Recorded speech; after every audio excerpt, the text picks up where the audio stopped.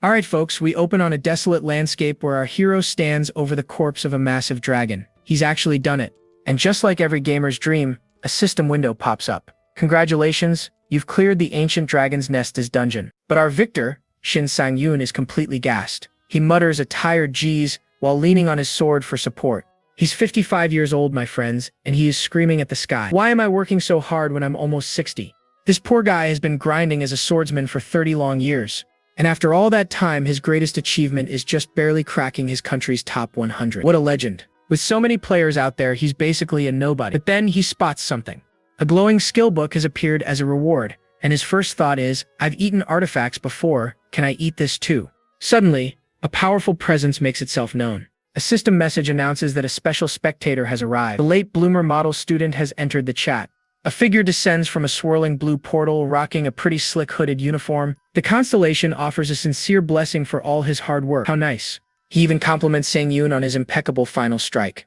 This, we learn, is Sang-yoon's own contracted constellation, the late bloomer model student. Sang-yoon gives a tired but grateful smile back. Haha, thank you. He's genuinely thankful that any god would bother sponsoring a third-rate swordsman like him.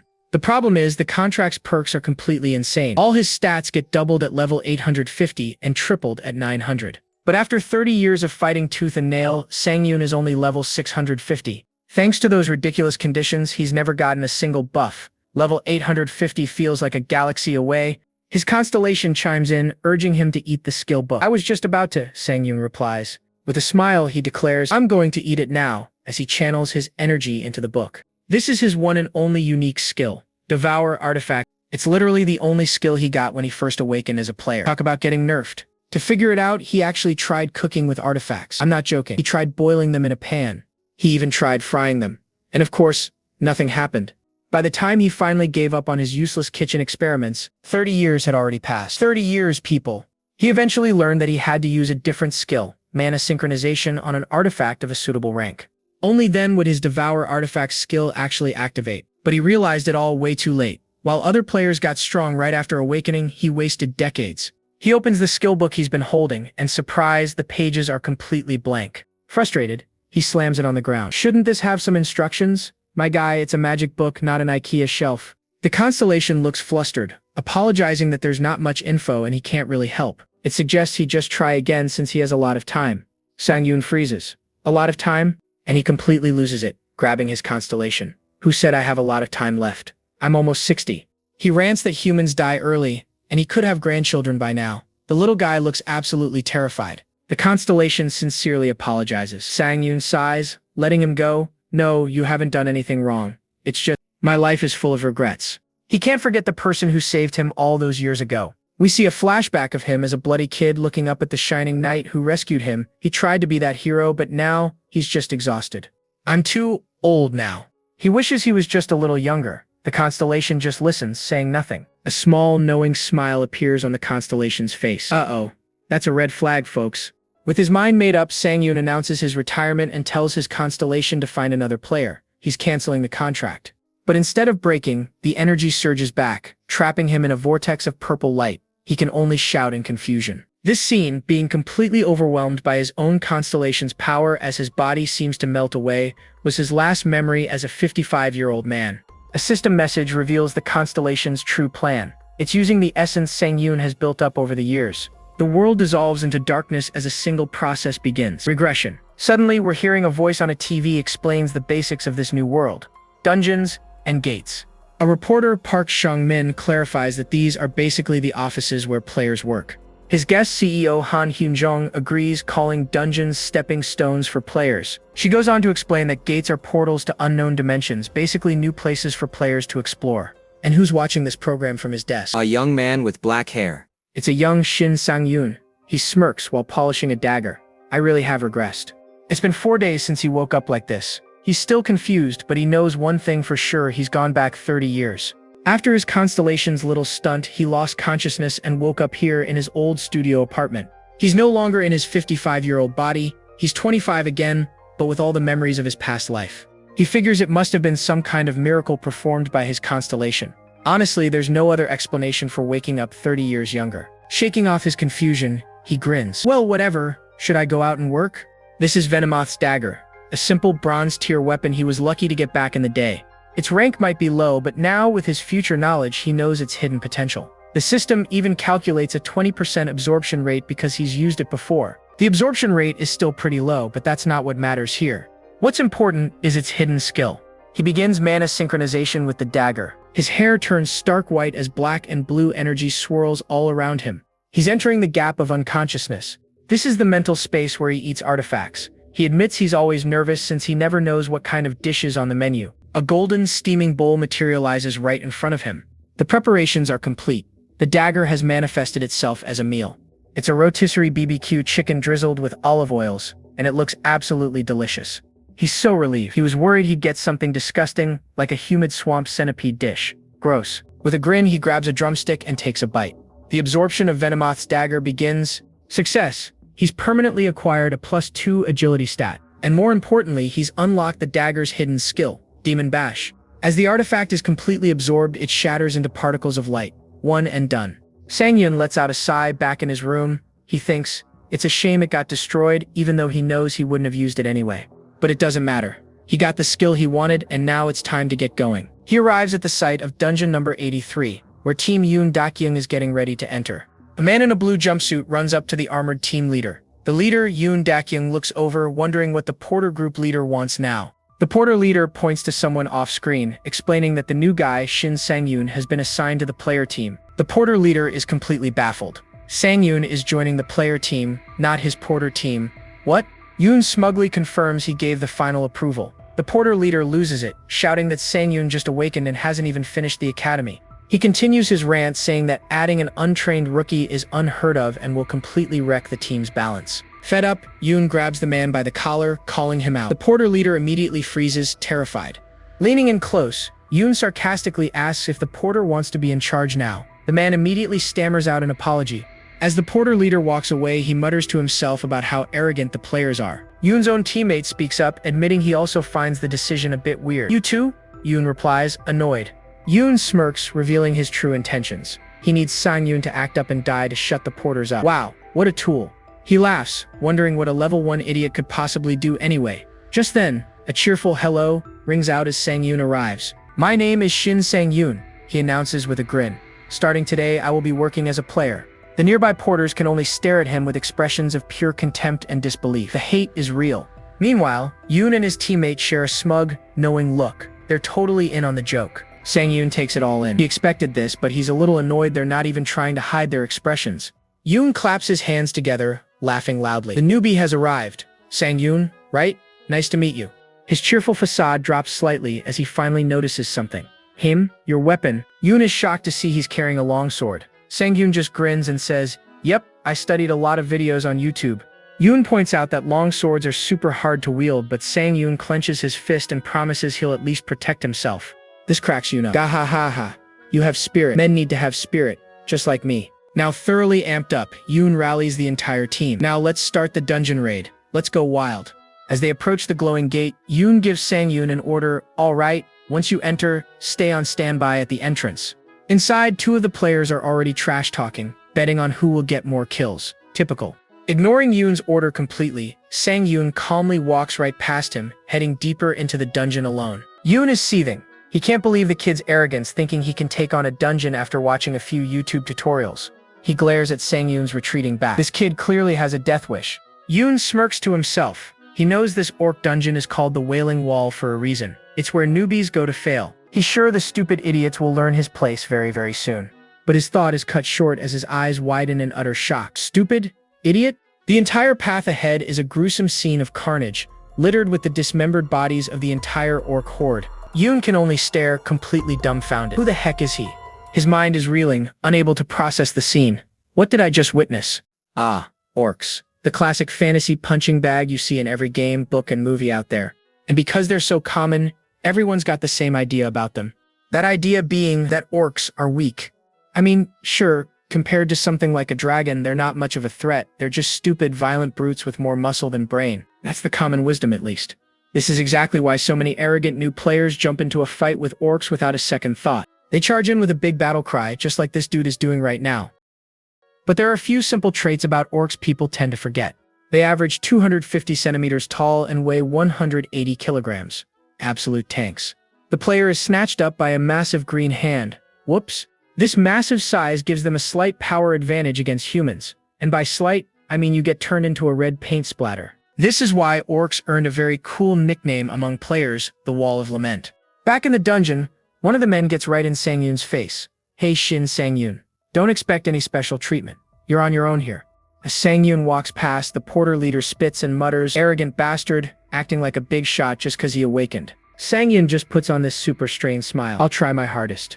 But the same dude yells at him, "Don't just do your best, actually do well." Wow, no one is nice to newbies, huh? Ignoring the insults, Sang-yoon turns back looking way too calm.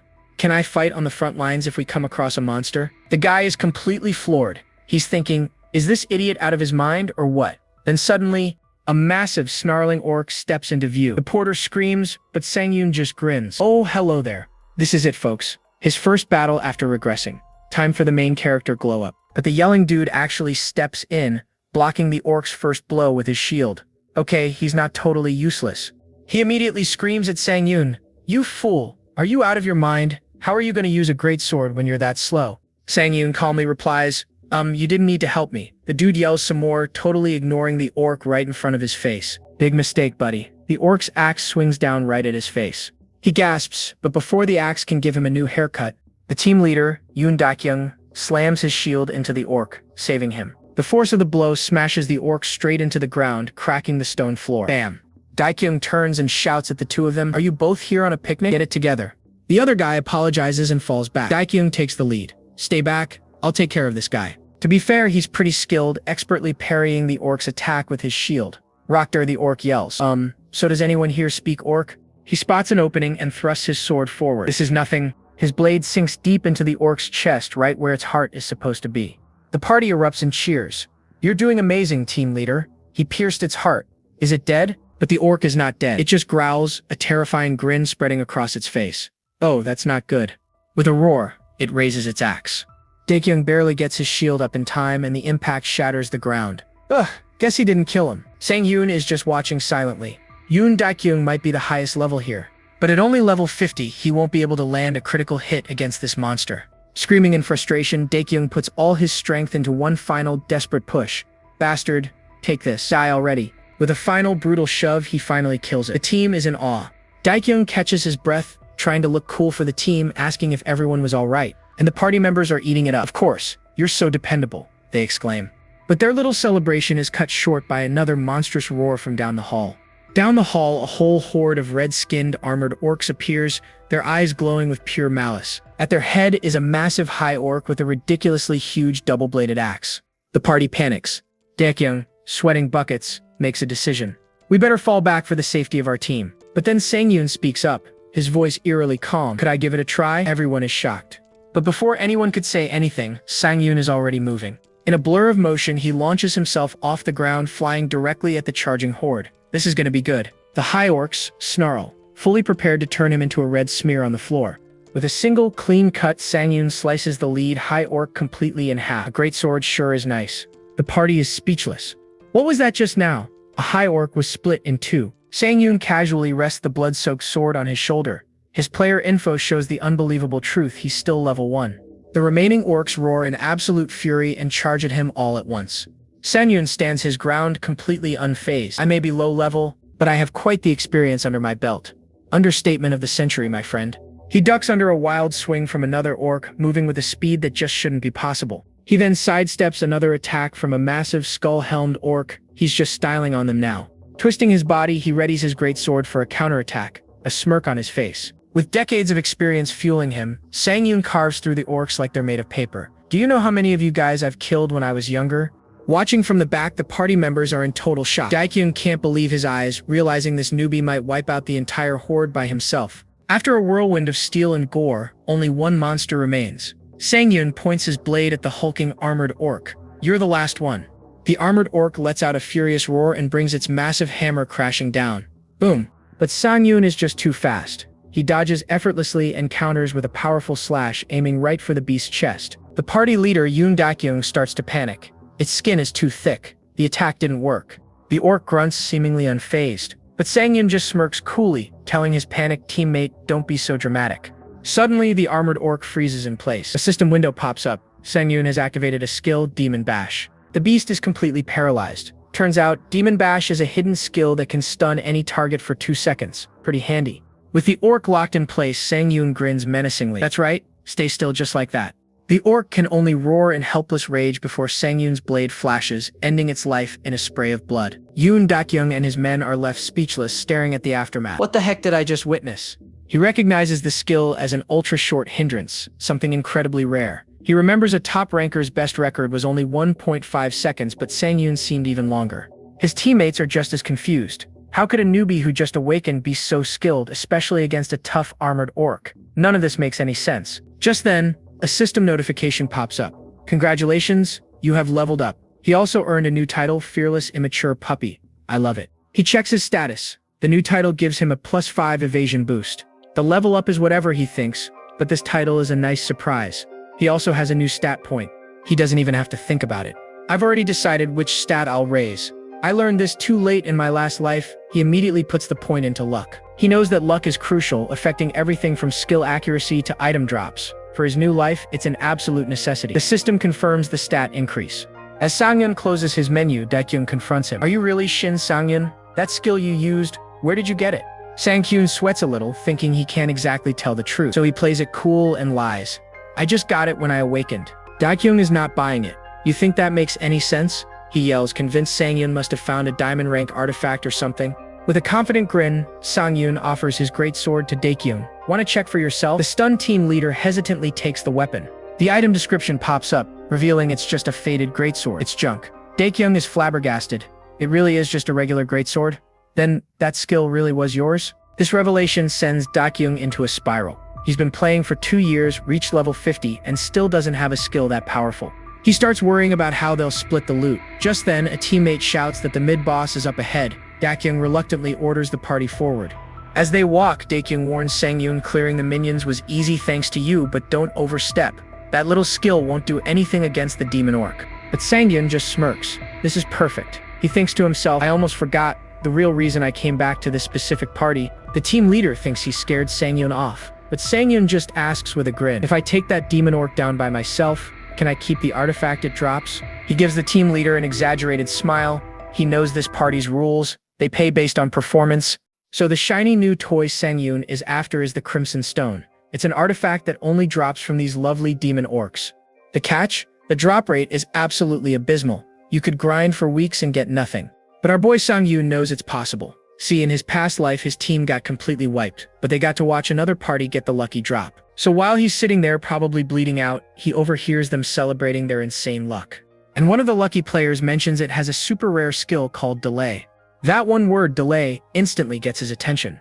You can almost see the gears turning in his head. And that, my friends, is the exact skill he needs to pull off his master plan. Flash forward to the present. Sang-yoon stands over the dead armored orc and decides it's time to be a little dramatic. He smiles, knowing this party splits loot by contribution. So he asks, if I solo the boss, I get all the loot, right? No complaints? The party leader, Yoon Dak-young, is just completely stunned into silence. Now, Sang-yoon knows he needs that delay skill, but he's also fully aware he sounds like the world's biggest jerk right now. And yep, the other party members are furious. One of them just goes, are you out of your mind? Who do you think you are? Another one yells, you killed a few trash mobs and now you think you're a god? But Dak-young, the leader, shuts them down. He just says, do whatever you want. His team is shocked, but then Dak-young adds a little condition. But only if we fail to kill the boss first. He points right at Sang-yoon. Only then can you go in and try to solo it. Understand? Sang-yoon is thinking, wow, that was easier than I thought. He asks, so I guess I'll just sit this one out? Yep, do what you want, Dak-young grunts and marches off with his team. Meanwhile, Dak-young is absolutely fuming. He's thinking Sang-yoon is just some arrogant rookie with one broken skill. He's dead set on clearing this dungeon just to shut the kid up and prove that experience beats everything. The boss room doors swing open and a system message pops up. And what's waiting for them? A giant silhouette with a single glowing red eye. Boom! The room lights up, revealing the mid-boss, the bloodthirsty demon orc. And look at that, he's got the Crimson Stone right in his chest. Everyone, get ready for battle. Dak-young commands, raising his shield like a true tank. He's remembering the bad intel he bought, thinking this orc is an easy win. Circle around and hit it from the back. He's so confident. There's no way he's letting Sang-yoon get his little solo play moment. I'll take the lead, he roars, charging in like a hero. And the very next second, someone screams in agony. And it's Daekyung. He's on the ground, bleeding from his head, totally stunned. All he can say is, "Huh, what just happened?" he wonders, looking up to see Sang-yoon just chilling by the wall, watching the whole disaster unfold. Sang-yoon just sighs. He knew they were in trouble, but he can't believe they just mindlessly charged in like that. Leroy Jenkins? Anyone? He realizes this is the exact same reason they all got wiped in his past life. Some people never learn. The rest of the party is in a full-blown panic. "Leader, what do we do?" One of them cries. "We're all gonna die." Daekyung doesn't get it. Both the High Orc and this boss are way stronger than the intel said they would be. You can almost hear him thinking, "This is why you don't buy your raid guides off the sketchy black market." Seeing no other option, he yells out the order. "All right, we don't need to beat him today. Everyone, retreat." And how does Sang-yoon react to this? With the biggest, happiest, most troll-like smile you have ever seen. Daekyung is absolutely livid. What is wrong with you?" he snaps. He ignores our boy and tells the party to sneak away, using the boss's bad peripheral vision to escape. As they're running for their lives, Daekyung turns back for one last word with Sang-yoon. "I warned you," he says, giving him a death glare. "Don't blame me when you die." Sang-yoon just gives him a cool little smile. "Don't you worry about me," he replies. "I'm not the one dying today." And with that, he draws his massive sword ready to go. The demon orc roars and brings its giant axe crashing down on him. Sang-yoon knows that if you just compare their raw stats, he doesn't stand a chance. However, he's got a lifetime of combat experience packed into his brain, and that's a huge advantage. Clang! He perfectly parries the massive axe with his sword. The retreating party members hear the impact. "Did he just deflect that?" Daekyung asks in total disbelief. Sang-yoon's hand is stinging from the force, but he's holding his ground. Looks like a parry is all he can manage for now. The demon orc growls, and that crimson stone in its chest glows. Sang-yoon's eyes lock right onto his prize.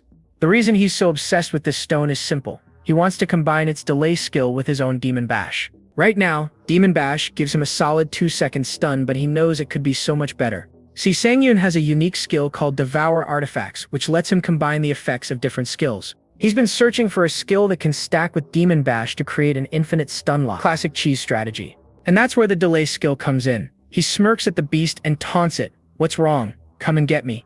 The demon orc lets out a furious roar, completely enraged by the tiny human's challenge. It charges forward, raising that huge axe for another massive overhead swing. But this is exactly what Sang-yoon wanted. "Perfect," he thinks. "That way, I can find your weak spots." He meets the giant axe with his own blade, and bam!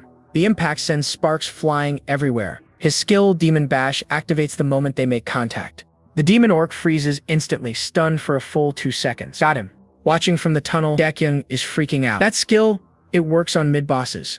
That's completely broken. Sang-yoon smirks, thinking about how simple-minded orcs are, even the big ones. He rushes in, his sword glowing with purple energy, ready to end this.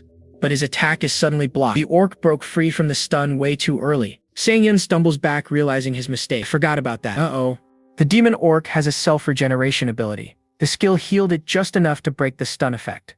Now he has to wait 15 seconds for his stun to cool down. This, he thinks, is exactly why he needs that delay skill. But there's no time to wait. He thinks, if I can't stun him, I just have to beat him. Simple enough. Famous last words. He barely dodges another powerful swing from the orc's massive axe. The party is watching in horror. "Leader, we really need to get out of here now." Daekyung can't process what he's seeing. Even his broken skill isn't working. Why? The stun doesn't work, and there's a massive gap in their stats. So how is this happening? How is he able to keep that smug, confident look on his face through all this? Daekyung is completely baffled. Is this guy really a newbie player? There's no way. But Sang-yoon has been in this exact spot before. When you're too weak, you focus everything on one single point. You don't try to cut the enemy, you use their own overwhelming strength against them. He plants himself perfectly in front of the charging beast, ready to pierce straight through.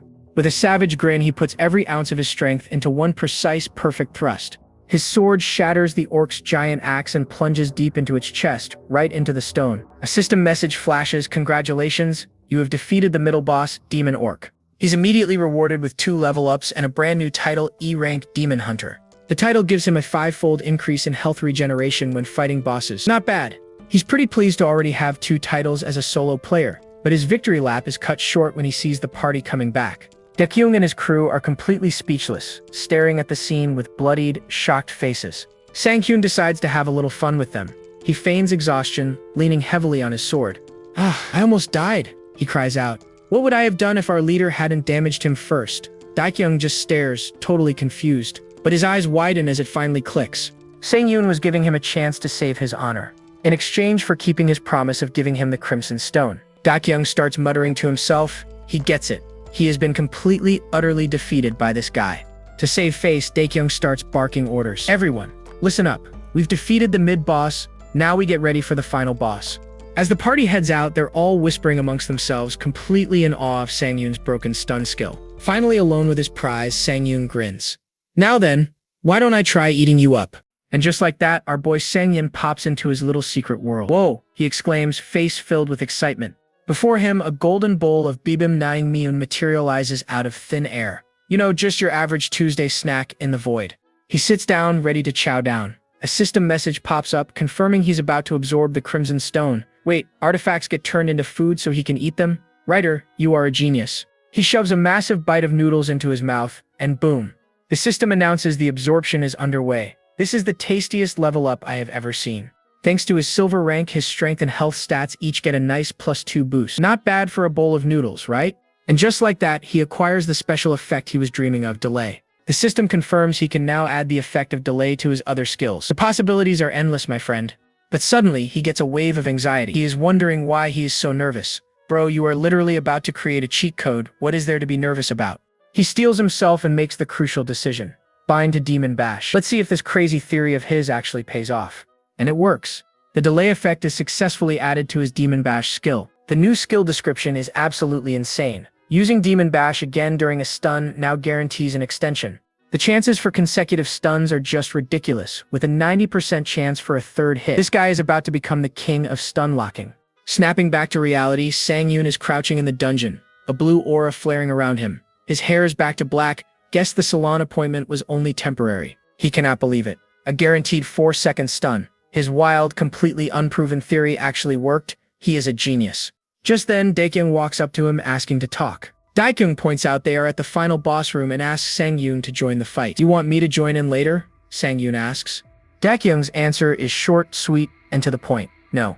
Changing his tune, Dakyung admits it would be a failure of leadership not to use him and extends a hand, asking to work together. Sangyun agrees with a smirk, but reminds him his conditions have not changed. They shake on it, ready to enter the boss room. As Dakyung rallies the team, one of the other party members shoots Sangyun a nasty glare. Someone is feeling a little jealous, huh?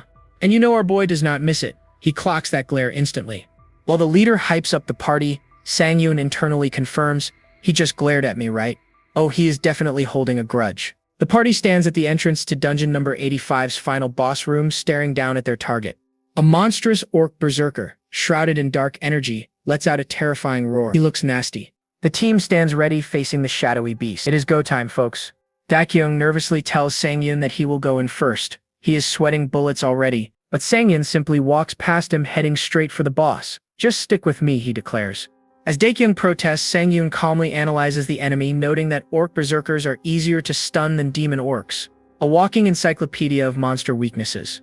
Confident he can handle it, he breaks into a full sprint towards the roaring monster. This is gonna be good. He scoffs internally at his words. Stick with me? Has he ever been confident enough to say something like that? Nope. His past was defined by fear. As a young man, he was scared all the time.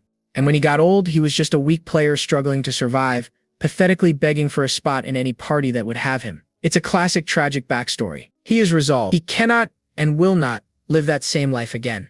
He leaps into the air, his sword glowing, ready to strike the orc berserker. Bam! This time, he will change his weak past and his miserable future. And to do that, he needs to show everyone here exactly what he is capable of. It is showtime. The rest of the party watches in stunned silence from the dungeon entrance. Dakyung stares admiringly. What a monster, he thinks. Yeah, no kidding. Sangyun slams his sword down, ready to unleash his overwhelming abilities and finish this fight. Phew. His skill activates and he shouts to the party he will be stunned for 4 seconds. Go and nuke him. Time to go to work. At his signal, the party, led by a roaring Dakyung, charges in to wail on the helpless boss. It is a total dogpile. The orc lets out a final gurgle as the combined assault finishes it off in an instant. Well, that was anticlimactic. System messages pop up congratulating them on defeating the boss and clearing the dungeon. Easiest boss fight ever. The other party members cannot believe how easy it was. It wasn't, but that stun ability made it easy. Suddenly, the porters are all over him, arguing about who gets to be his personal porter. The hypocrisy is real, folks. He just smirks, thinking how quickly they change their tune. Not that he has any intention of helping them. And what is this? He is rewarded with a level up. Sweet. And on top of that, he gets a brand new D-rank title, with overwhelming power. The name is a little on the nose, but I will take it. The title boosts the duration of his status effects by 10%. With his new combo, that is a 4.4-second stun, completely broken. He is amazed he is already collecting titles, something he never managed in his past life. This regression thing is working out pretty well. Still, he knows this is nothing compared to the accomplishments of that man. He's thinking of Do Young-soo, also known as the Ghostblade. Do Young-soo is Korea's strongest swordsman, a player who earned countless titles just 2 years after players first appeared. What a Chad. In his past life, Do Young-soo was a monster who surpassed level 500, someone Sang-yoon could only ever look up to. But now, with this second chance, he feels a surge of ambition. He is getting that psycho look in his eye again. He thinks, there is no saying I will not be able to catch up. Oh boy, here we go. He tells himself he just needs to step on the gas from now on. Full throttle, baby. Daekyung walks over, asking what he is doing. Sang-yoon quickly plays it cool, claiming he is just stretching. Sure you are. Daekyung says, great work, and holds out a glowing gold ring, surprising Sang-yoon. What? A free item? He tells Sang-yoon to take it, admitting that he really carried the party this time. At least he is self-aware. Daekyung smirks, adding that it is just a bronze rank item so he can afford to be generous. Sang-yoon can only call him out for being a little too honest. Laughing, Daekyung admits he would not have given it up if it were expensive. You've got to respect the honesty. He gives it to Sang-yoon because they probably will not be working together again. As much as it hurts his pride, he has to admit it. Daekyung knows that this dude is already living in a different world from the rest of them. You can say that again. The other party members see this with jealousy, wondering why Daekyung is taking care of this new guy after he just showed off a bit. Furious at the unfairness of it all, he pulls out his phone. It just cannot be good. He makes a call saying, hello sir, it is me. Looks like he is calling in some shady backup. Later, back at his place in Songpa District, Sang-yoon is beaming. Look at that happy little face. He checks his bank account and finds a deposit of 6 million from Yoon Daekyung, way more than the $200 porters usually get. And on top of that, he got a bonus item. He is looking at his phone and the glowing Berserker ring on his desk. What a haul. The Berserker ring is a bronze support artifact that grants a +10 bonus to strength. Not too shabby. Even for a bronze rank, he cannot believe he got an artifact with the light and special effect for free. His luck is insane. The effect reduces the felt weight of all equipped artifacts to just 1 gram, but at the cost of 1 mana every second. There is always a catch. Ah, that is why it is only bronze. Most players would run out of mana before they could even swing their sword. It is basically useless for them. But with a sly grin, he thinks to himself, he is not like most players. Of course he is not. He is our special, artifact-eating psycho. He only discovered his artifact-devouring ability after 50 years, which is exactly why he studied it so obsessively. He was grinding the books instead of the dungeons. He remembers devouring a mana-based artifact in his past life, and the results were shocking. His face says it all. He discovered that when he devours an artifact that requires mana, the resulting skill loses its mana cost, but it comes with a penalty. Back in the present, Sang-yoon prepares to absorb the ring, a powerful blue aura flaring around him. Who cares about a penalty? The more skills, the better. Meanwhile, at a private club in Gangnam, the jealous party member is spilling the beans. This guy is a real winner. An intimidating man sitting across from him asks if he is raising his voice. The party member immediately apologizes. The large man, drinking with a woman on his lap, scoffs, so what? You want me to get revenge? The blonde guy insists Sang-yoon is loaded and must have a stun-related artifact, but the man just calls him an idiot. What was he supposed to do about it? He stammers that it is about business and mentions Daekyung favors Sang-yoon, but the thug leader cuts him off. So you do want revenge. Another man with a scarred face leans in as a woman next to him mocks the blonde guy, calling him a loser. This is not going well for him. Suddenly, the scarred man whips out a sword and slashes the blonde man straight through the ear. Okay, who the heck do you think we are? Your servants? As the man screams, the scarred thug pours liquor onto the bloody wound. If you want our help, he says, you had better pay the price. He smiles cruelly. Now, where the heck is that guy? Yikes. Things just got dark. The next day, Sang-yoon heads to the training grounds. What is up with my boy? Oh, right. He ate a magic ring. This time it turned into a cursed bowl of cucumber soup. But hey, a little food poisoning is a small price to pay. And he's spinning it around like a cheerleader's baton. Dude, that thing is bigger than he is. How's he even doing that? Turns out, the ring gave him a new skill called lightweight. It makes all his gear weigh just 100 grams. He's actually worried he might accidentally throw his only weapon into orbit, so he decides to stick with the great sword for the time being. Alright, time for a classic status check. He's level 7 now, with a new title, with overwhelming power. His stats are looking pretty good, but check this out. His luck is his highest stat at 16. His big brain plan? It is time to get some cosmic sugar daddies. He is going to start grabbing the attention of the constellations.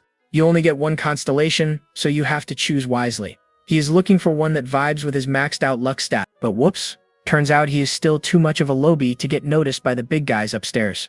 Guess it is time to grind. So he squares up against a field of training dummies. Yep, it is a training montage, folks. Cue the epic music. Sometime later, a car screeches to a halt, and Sang-yoon practically falls out, looking like he just wrestled a bear. He literally says, "I thought I was going to die." My boy spent 3 straight days grinding and then did some long-distance driving, but it paid off. He got a new skill, ambidextrous sword training, fancy. He is pulled up to Dungeon 101, a super exclusive spot for solo players only.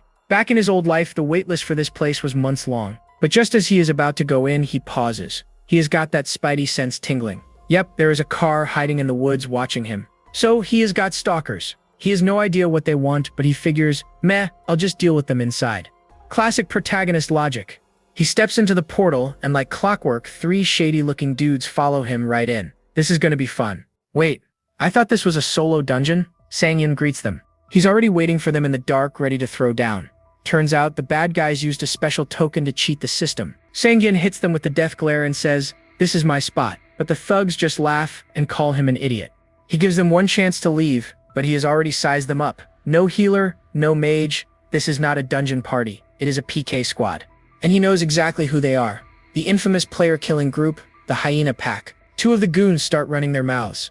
If you die here, they won't even find your body. Famous last words, my dude. Sang-yoon just smirks. He knows the Players Association supposedly took these guys out, but clearly they missed a few. The archer looks ready to get this over with. The leader is confused by his confidence, so Sang-yoon lays it all out for them. "This is why I waited for you. If I need to hide 4 bodies, what better place than a dungeon?" Chills. The big thug finally gets it and starts yelling, but the leader tells him to calm down. He wants to handle this the easy way. The easy way? The big guy is still confused, muttering about ripping Sang-yoon's face off. He is not the sharpest tool in the shed, is he? Sang-yoon just goads them, telling them to come at him all at once. And that is all it takes. The big guy loses it and charges, screaming his head off. But our boy is completely unfazed. He has seen this a million times before. In a dungeon, it is survival of the fittest. And here comes the tragic backstory flashback. He remembers the hard truth from his past life. In dungeons, monsters are always trying to kill you. And so are other players, all fighting over the same loot. Your life is constantly on the line. Brutal. You die if you are weak. There are no rules. To live, you have to kill. That was his reality. And that reality still holds true. Bam. In the blink of an eye, one Hyena Pack member is already on the floor decorating the cave. Sang-yoon just coldly calls it self-defense. Then he taunts them, "What are you doing? Come at me." This guy is a menace.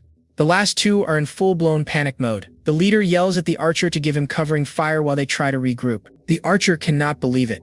Our boy just one-shotted a level 100 player. But there is no running. Sang-yoon starts spinning his greatsword so fast it becomes a literal shield of death. "Hey, where do you think you are going?"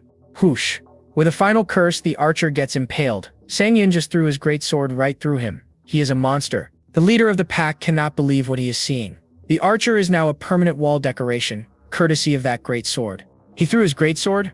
The leader is having a full-on system error, trying to figure out who in the world this guy is. Then, a tiny light bulb flickers on in his brain.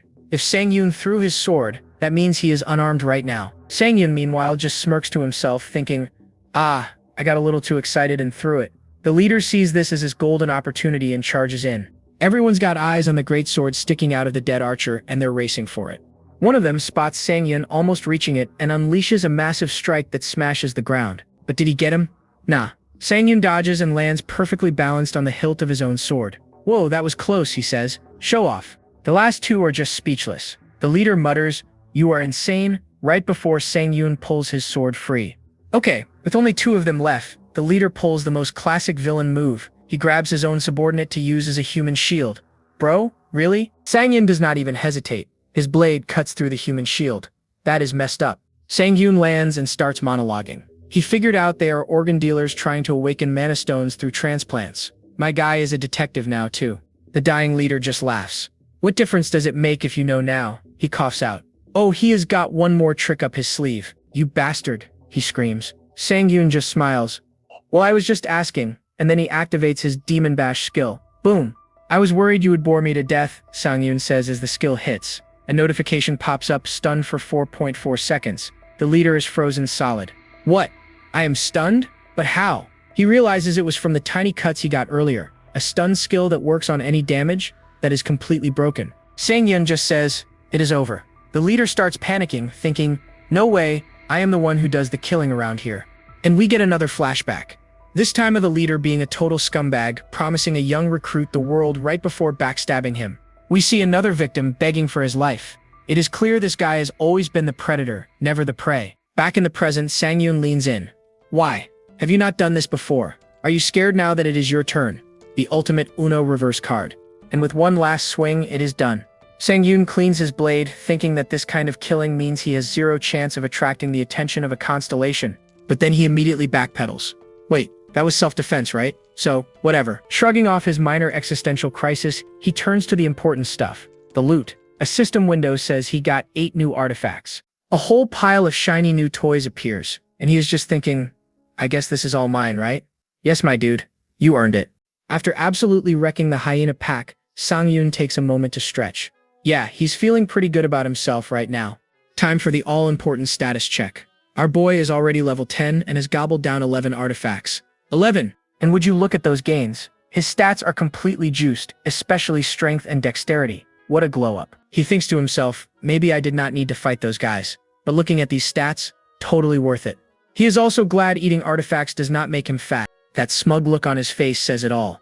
At level 10, he's basically rocking the power of a level 50 player. His growth rate is just broken.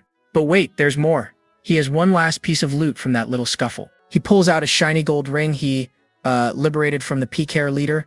It is a silver grade recovery ring. For just a little bit of mana, it can instantly cleanse any nasty status effect. Pretty sweet. Then he remembers the PCare leader charging at him. Who would have guessed that guy had an item that could counter his stun? A cold sweat breaks out. My friend, if he had only relied on his stun, he would have been absolute toast. He makes a mental note to be less cocky. He slips on the ring and a system message pops up. Time for a little mana synchronization. We now find our hero in dungeon number 101. It is a classic goblin-infested mineshaft. Great spot for a vacation. One of the goblins suddenly stops in its tracks. Its goblin senses are tingling. They turn around to see Sang-yoon just chilling in the tunnel, his great sword casually resting on his shoulder. But hold on a second, is he wearing a blindfold? Yup, our boy is wearing a blindfold. Turns out he is grinding for a title called Lucky Day. The requirement, kill 500 monsters with his eyes closed. This guy is nuts. The goblins of course think they have hit the jackpot. An easy, blindfolded snack. They bare their fangs, showing off their terrible dental work and getting ready to pounce. Sang-yoon just stands there patiently, pretty much thinking, so, are you guys going to attack, or what? One of the goblins lets out this nasty cackle, drool just flying everywhere. Charming. And then, he feels it. He does not need his eyes to know they are there. He focuses completely, sensing the change in airflow and listening to every single tiny sound. His senses explode outwards, creating a perfect mental map of the area from energy ripples alone. Talk about a superpower. But he has to maintain this extreme state of focus, otherwise it is game over. So, he steadies himself. Okay, he thinks. I got this. With a shriek, a goblin finally charges, swinging its axe right for his head. Whoosh! In a single massive arc, Sang-yoon's great sword does not just cut down one goblin, it slices through the entire front line. He just stands there totally calm as goblin parts and blood rain down around him. Perfectly normal behavior. A wicked grin spreads across his face. He actually thinks to himself, man, this feels good. Suddenly he senses it, an arrow zipping towards him out of the darkness. Without even looking, he just flicks his sword and casually parries it. He is already getting the hang of this daredevil routine. Twang. Another arrow flies, and this time he just plucks it right out of the air. What a show-off.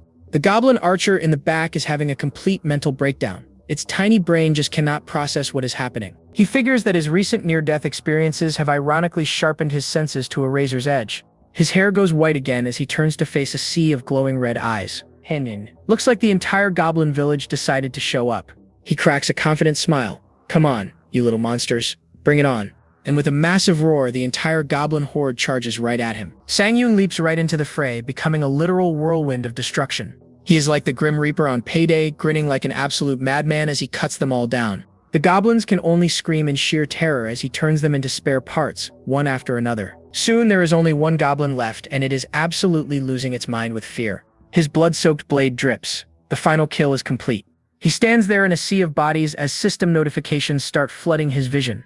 Ding, double level up. Even better, he finally got the Lucky Day title. He takes off his blindfold and smirks. It does not feel like I did much. Oh, sure it does not. The title gives him a massive +20 to his luck stat, plus a stacking bonus for farming the same monster type. Uh-oh. He gets this devious look on his face. The title collection is coming along very nicely. More goblins approach, but the ones in front freeze. They see the absolute field of carnage he is standing in. Sang-yoon just gives them a full-blown maniacal grin. These poor guys are about to become stat points. After a bit more enthusiastic farming, he checks his status again. His HP, MP, and EXP have all gone up. But get this, thanks to that stacking bonus, his luck stat jumped by 30 points. It is now at a total of 49. He starts to tremble a little bit, letting out a small, quiet laugh. That little laugh explodes into a full-on maniacal cackle. A 30-point boost from one title? This is better than most platinum rank items. He realizes this title could be worth $1 billion. But as he is celebrating, the air around him starts crackling with red energy. A system message appears. Your surroundings have started to grow faint. That does not sound good. He is completely shocked. Already, he thinks. Looks like his plan is working a little too well. It is happening. Just as he planned, his absurdly high luck stat has drawn some very important attention. 3 constellations have come for him. First up is the Cleaner of a Fallen Dimension, offering him the power to make others unlucky. Next is the Pilgrim of Grand Spaces, who is just intrigued and wants to talk. And the third one, oh wow. The Goddess of Luck herself is smiling at him, reaching out her hand. So there he stands, in the middle of a mine shaft facing 3 cosmic beings. Our boy has a very big choice to make. A system alert flashes. 3 constellations have entered the chat. He's completely shocked. Not only did they show up super fast, but 3 of them came at once. Still, he tries to play it cool, laughing and asking, "So how was the little show I put on?" "Smooth, buddy. Real smooth." The Goddess of Luck floats toward him, and all that fake confidence just evaporates. Poof. He immediately starts sweating, thinking maybe he came on a little too strong. He tells himself to be more confident since he never got this kind of attention in his past life. And what do you know, a system message confirms it. The Goddess of Luck is interested in him. Apparently, she's never seen a lucky swordsman before. Sang-yoon, trying to salvage his dignity, just says, "Oh, my luck? Yeah, I've been told I'm pretty lucky." He's so relieved that all 3 of them actually want to sign a contract with him. He decides to take his time and carefully weigh his options like he's on some cosmic game show. The Cleaner of a Fallen Dimension speaks up, praising his hidden cruelty. The grotesque bug monster then lets out a creepy clicking sound. Delightful. This dude is a common pick for slayers. It's probably just interested because he wiped out that goblin horde so efficiently. Next up is the Pilgrim of Grand Space, who seems more interested in what Sang-yoon's true intentions are. This one is the mysterious, edgy type. Now this one stumps him. The Pilgrim usually only shows up for players with the potential to become a saint. So what is he doing here? He wonders if the Pilgrim is just here because of the Goddess of Luck. He remembers she's extremely popular even among other cosmic beings. She's the A-lister of the group. Suddenly, the goddess makes an unbelievable offer. She says she's not the jealous type, so even if he picks someone else, he can still make a contract with her later. It's a cosmic open relationship. He is absolutely floored. Wow, really? He'd almost forgotten, but getting to have 2 contracts is an insane advantage. He remembers the legend of Hashimoto Yuki, the Archer of Miracles. This guy could supposedly hit any target, even shooting into empty space, and had a seemingly infinite supply of arrows. People thought his feats were a hoax, but the truth was way crazier. His insane power came from having 2 constellation contracts, and the one who made it possible was none other than the Goddess of Luck. The constellations start getting antsy, urging him to decide. The pressure is on, and Sang-yoon can't believe these are his choices. What a glow-up. He knows the Goddess of Luck is an amazing choice. But this is it. The decision he makes right now will determine his entire future as a player. No pressure. His mind flashes back to his past life. After his first 10 years as a player, only 1 constellation ever bothered to reach out to him, the late bloomer model student. Back then, that single offer felt like a miracle. He was so happy, ready to charge forward with brand new hope. He thought he had a bright future ahead of him, but nothing changed. Year after year, he just got older and more tired, never making any real progress. He realizes he never experienced a constellation's power because his had the most ridiculous requirements. Double stats at level 850, triple at 900, quadruple at 950. He never even got to use its power, but in the end, he has to be grateful. That very same constellation is the reason he was able to come back in time, which means he needs to be extra careful now. He can't assume he'll get a do-over. This is his one and only shot. He weighs his choices again. Holy powers from the Pilgrim, or pure destructive force from the Cleaner? So many flavors of overpowered. Or maybe, luck? Standing before these cosmic beings, he finally makes up his mind. After all that agonizing, Sang-yoon smashes that accept button. And just like that, it's official. A system window pops up confirming he's signed a contract with the Goddess of Luck. The system lays out the terms. This contract is good for 30 years, even if he dies. Talk about a long-term commitment. As they seal the deal, it seems they have an audience. The other constellations are watching, and the goddess of luck flashes a smug little smile, and the cosmic peanut gallery chimes in. 15 constellations send their congrats, but 3 salty ones who lost out promise to get in his way. Haters gonna hate. Sang-yoon is completely baffled. What the heck, he mutters, wondering why he's suddenly the most popular kid in the cosmic schoolyard. But he shakes it off with a smirk. Well, anyway, good luck to both of us, goddess of luck. He takes her hand and the pact is officially sealed. She praises him for his wise choice and immediately gets down to business, offering him a special contract bonus. All he has to do is make a wish. And folks, the options are completely broken. First up, every single one of his attacks will be a critical hit, no questions asked. Second, if he gets a unique rank artifact or better, its hidden effect will just automatically unlock. No grinding required. And third, he gets a 100% artifact drop rate from all mid-bosses and bosses. It's guaranteed loot every single time. Sang-yoon can't believe his eyes, shouting, "Aren't all of these really broken skills?" Yes, Sang-yoon, yes they are. But wait, there's more. A fourth option appears. For every point he puts in luck, his stats increase by 2, and it even applies to the points he's already spent. He's literally congratulating himself. This is all thanks to your hard work, Sang-yoon. She then asks what he wants to do about the other 2 constellations still awkwardly hanging around. He doesn't even hesitate. That's fine. The 2 of you can go home now, he says. I need to focus on my goddess. The other 2 are just stunned into silence. Savage. The Pilgrim of Grand Space is pretty chill about it, saying he'll wait for their next meeting. The bug monster, however, promises to try and cut off Sang-yoon's head. Yikes. Sang-yoon just laughs awkwardly, noticing how happy his little chibi goddess is. She even praises him for standing his ground. He's already a simp. With these new powers, he feels pretty secure about his future. He tells himself to just calm down and wait for the right moment to make his next move. And his focus snaps back to the present, inside the final boss room of Dungeon 101. He clashes swords with a massive red-haired goblin boss, and the impact sends sparks flying everywhere. Even the chibi goddess looks surprised by the fight, but Sang-yoon is completely unimpressed, taunting the monster. This is all you've got? Do better, you son of a gun. He blocks a powerful blow from the goblin lord, holding his ground against the creature's fury. The goblin's next strike sends him skidding backward, but not before it tags him with a special ability. A system alert pops up. He's been hit with the overwhelmed status. But instead of panicking, Sang-yoon grins. It's finally here. He knows this skill. It's not a full stun, but it's designed to completely crush your will to fight. A mental attack. Gritting his teeth against the assault, he whispers a single word: recovery. The goblin lord smashes the ground where Sang-yoon was just standing, completely shocked that he could even move. Sang-yoon analyzes the attack. He notes that while it's useful against weaker enemies, it's not strong enough to completely stop a target. His recovery skill activates, instantly clearing the overwhelm debuff. Now it's time to test my luck, he says with a terrifying grin. The goblin lord screeches in frustration and tries to use overwhelm again, but Sang-yoon is already on the move. Did you really think that would work? He taunts. Then he activates Demon Bash and slams his fist into the goblin's face, stunning it for 2 seconds. 2 seconds. That's all the time he needs. He unleashes a brutal series of slashes on the immobilized boss. Just as the stun is about to end, his delay skill kicks in, extending it by another 2 seconds. This is just mean. The beatdown continues, and a second later, delay activates again, adding even more time to the stun. The boss can't even play the game. Sang-yoon's face twists into a crazed grin. It worked. He's achieved the perfect, inescapable stun lock. Our boy is having way too much fun with this. And with one final decisive strike, Sang-yoon puts the Goblin Lord down for good. Bam! Of course, the system windows pop up immediately.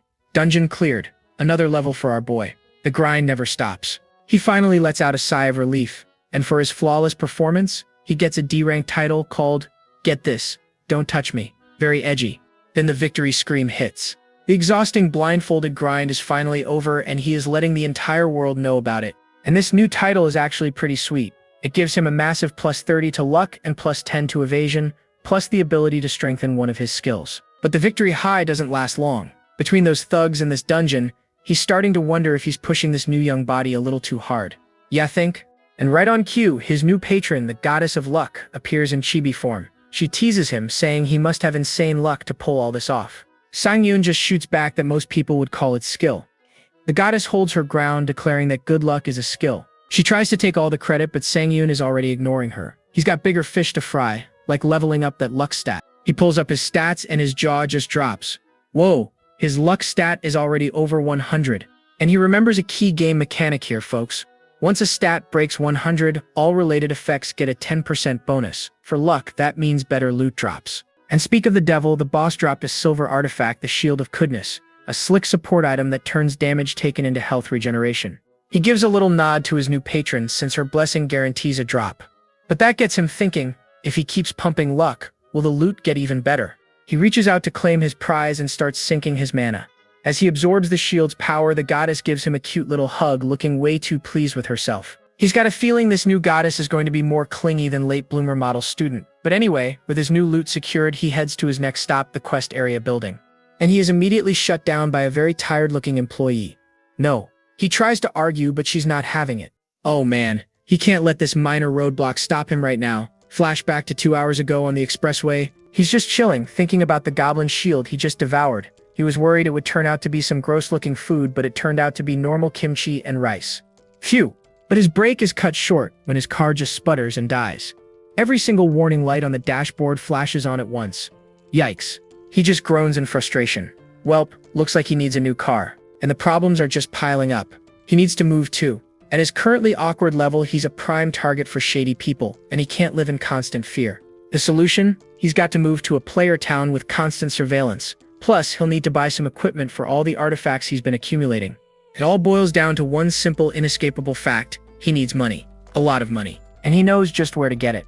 When the player system was created, so was an organization to manage quests, the Players Association. This is his golden ticket. He knows he can make the cash he needs within their system, so he floors it, heading straight for the quest area. Which brings us back to the present, where he's still getting stonewalled. The employee is baffled, asking why an unranked player is trying to enter a level 100 dungeon. He insists he won't cause any problems, pleading for her to trust him. He doesn't want to waste his time grinding in a low-level area.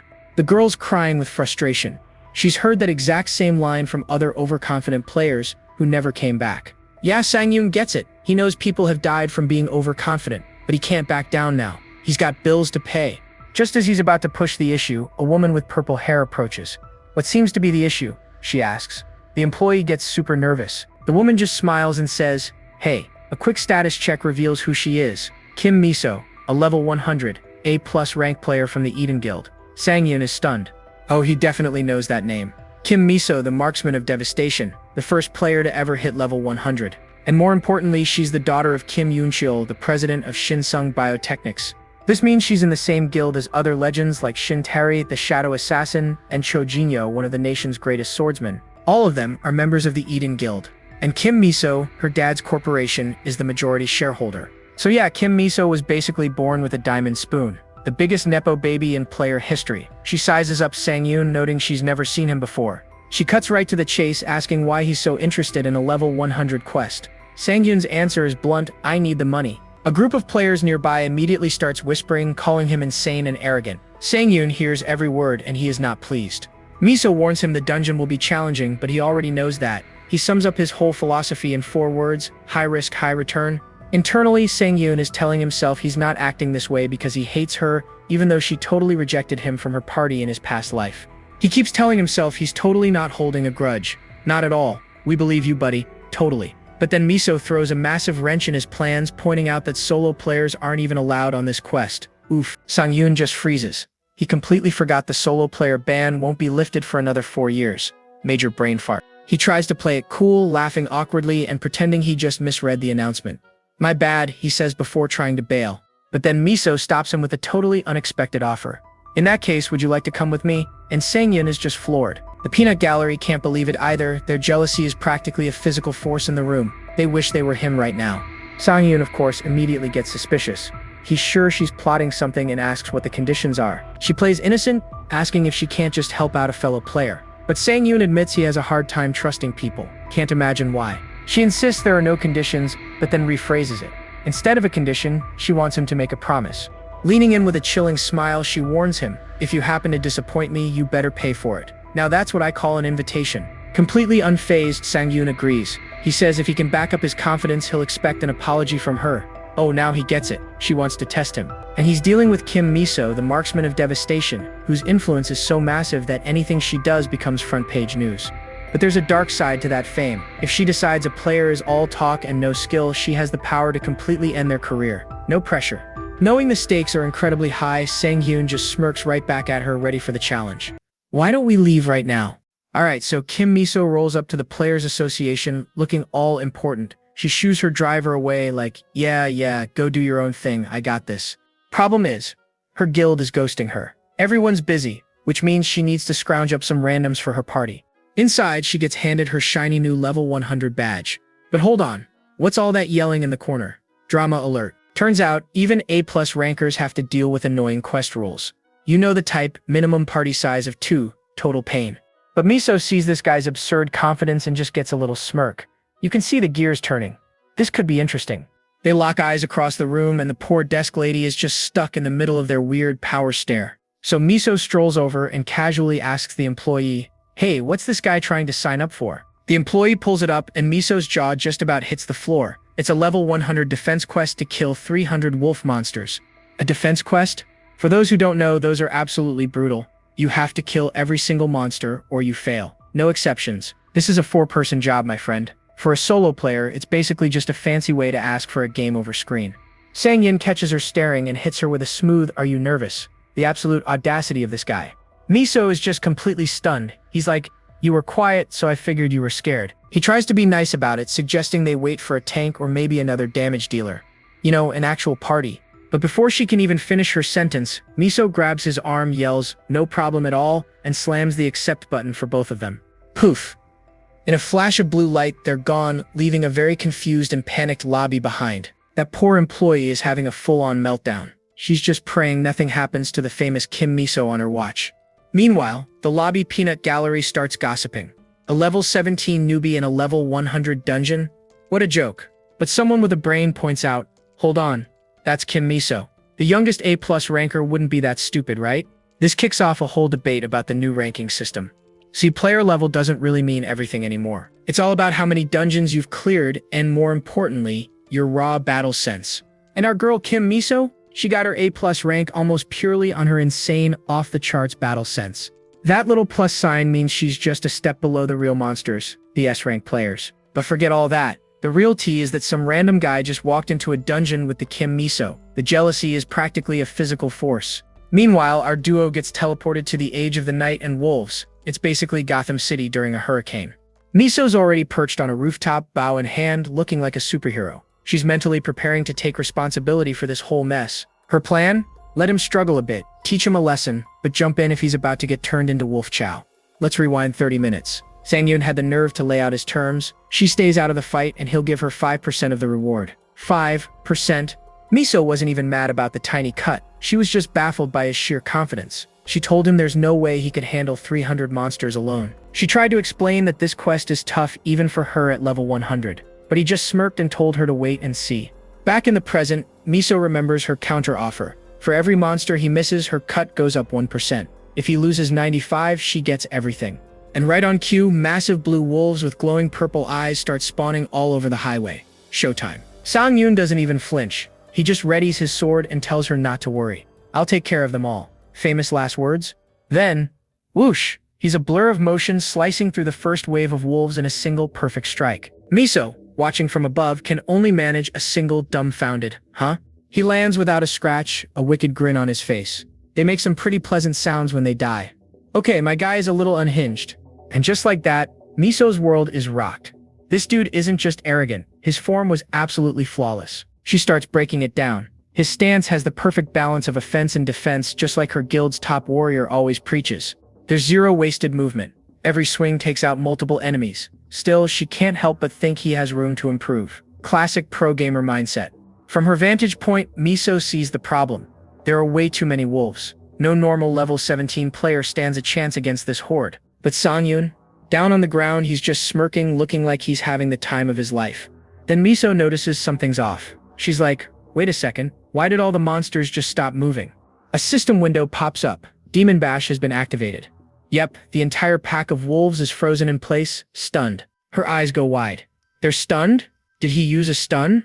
A warrior with a stun skill? That's not supposed to happen. The shock is so real she actually stumbles and almost falls off the rooftop. Whoops. Phew, that was close. She catches her breath, mind racing. There's no doubt about it. He definitely used stun. She does some quick mental math. That stun lasted at least 4 seconds. That's even longer than her guild's tank. With that much time, he can clear the entire field. And down below, Sang-yoon is doing just that, carving through them. Miso is wondering, the heck is he, while he's thinking, why is this so easy? And then, just as he's getting cocky, bam, his confident look disappears, replaced by pure shock. One wolf breaks free from the stun early and lunges right at him, catching him completely off guard. The hit sends him flying, but he manages to land on his feet among the still frozen bodies of the other wolves. He looks up, a little bit of sweat on his face, but that shock turns into a predatory grin. There you were, because that wasn't just any wolf.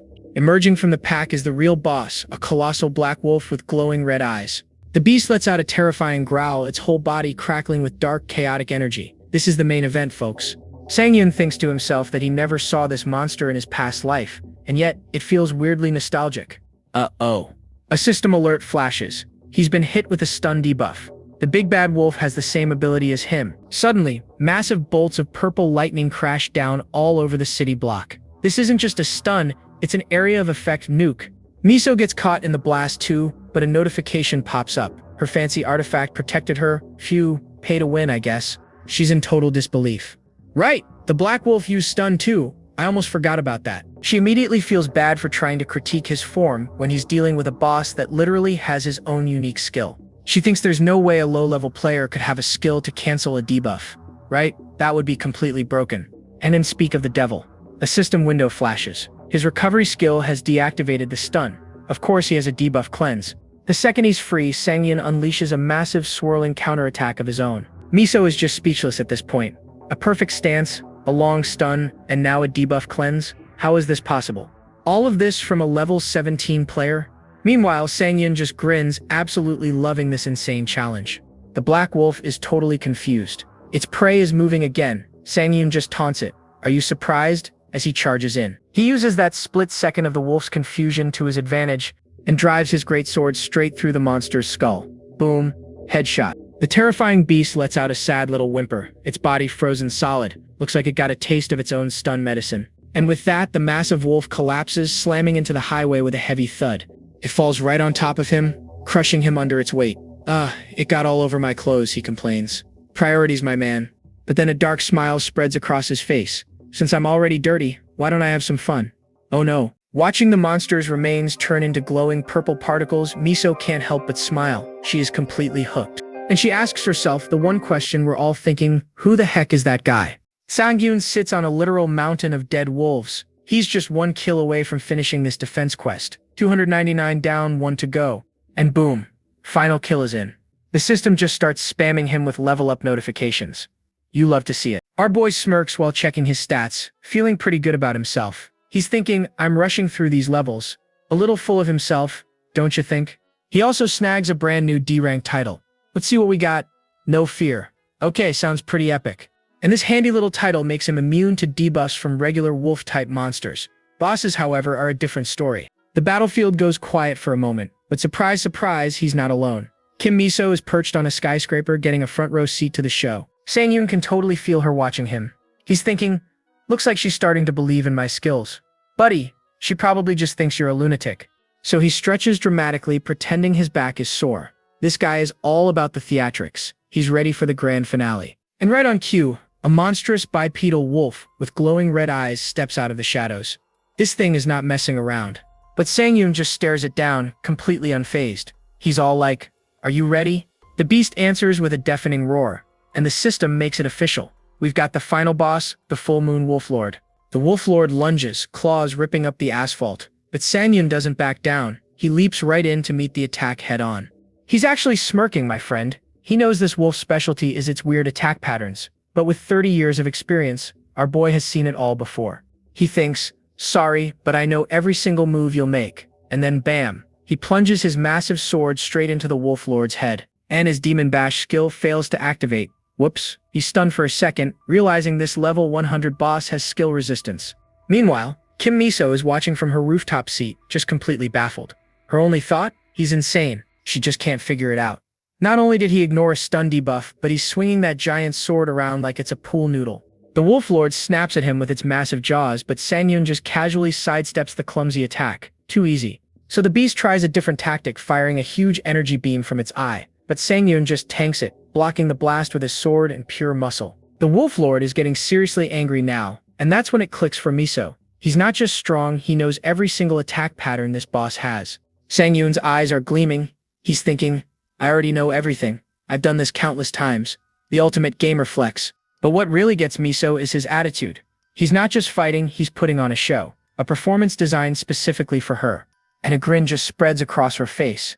She's not scared. She's intrigued. She whispers, "Who in the world are you?" The force of their fight completely shatters the bridge they're on. Sang-yoon coughs, admitting to himself that this is taking way longer than he expected. He's actually annoyed that he's run out of cool moves to show off. Meanwhile, the Wolf Lord is just wondering how this human has so much stamina. But Sang-yoon is not fine at all, folks. He's down to his last sliver of health. We're talking one-hit KO territory. Just when he thinks it's game over, his eyes widen. He recognizes the wolf's next attack pattern. He's seen this before. It's a classic bait and switch. The wolf uses a strong attack to draw him in, setting up its deadliest piercing move, the one that's killed countless players. He braces himself. Desperate times call for desperate measures, he thinks. Looks like he's got a trump card. The Wolf Lord charges in, its claw glowing with purple energy. It's going for the final blow. Miso watches in absolute horror as the attack connects. The claw goes straight through Sang-yoon's chest. Ouch. She collapses to her knees, screaming his name. She's blaming herself, thinking she let her guard down and got him killed. Talk about drama. But then a brilliant, warm light suddenly envelops her. She looks up, completely confused. What is this? It turns out Sang-yoon had an ace up his sleeve this whole time. By absorbing an item called the Shield of Goodness, he got a special effect called Sacrifice. It's a bonkers conditional healing skill. It converts all damage to one specific body part into healing. And if the hit is strong enough, it's a full restore. Let's flash back for a sec. We see Sang-yoon reviewing the skill. He thinks, a conditional healing skill? Still useful even after I absorbed it. Understatement of the year, my friend. The system then asks him to pick one body part to apply the effect to, giving him 16 different options to choose from. The options are super specific, so he gets clever. Since his back is split into 4 zones, he figures it's better to just select his entire front as one zone. And it works. A brilliant green light erupts from his chest, and just like that, his health is instantly back to maximum. What a gamer move. Back in the present, he starts taunting the Wolf Lord. If I missed by even a little, I would have died, he says. Too bad for you. He activates Demon Bash again, and this time, bam, it connects. The Wolf Lord is finally stunned. Sang-yoon figured it out. By slicing off the beast's arm earlier, he finally broke through its skill resistance. Big brain time. His shirt is shredded and his chest is bleeding, but he's just grinning like a maniac. Now then, he says, let's see how lucky I really am. And just like that, the battle is over. Miso lands on the bridge to find Sang-yoon standing over the Wolf Lord's corpse, his sword buried in its head. He turns to her with a casual smile, acting like he wasn't just impaled a minute ago. You finally here, Miss Kim Miso. You could have told me you had a healing skill, she yells at him. I thought you were a goner. Can't blame her for being a little worked up. Then she asks the million-dollar question.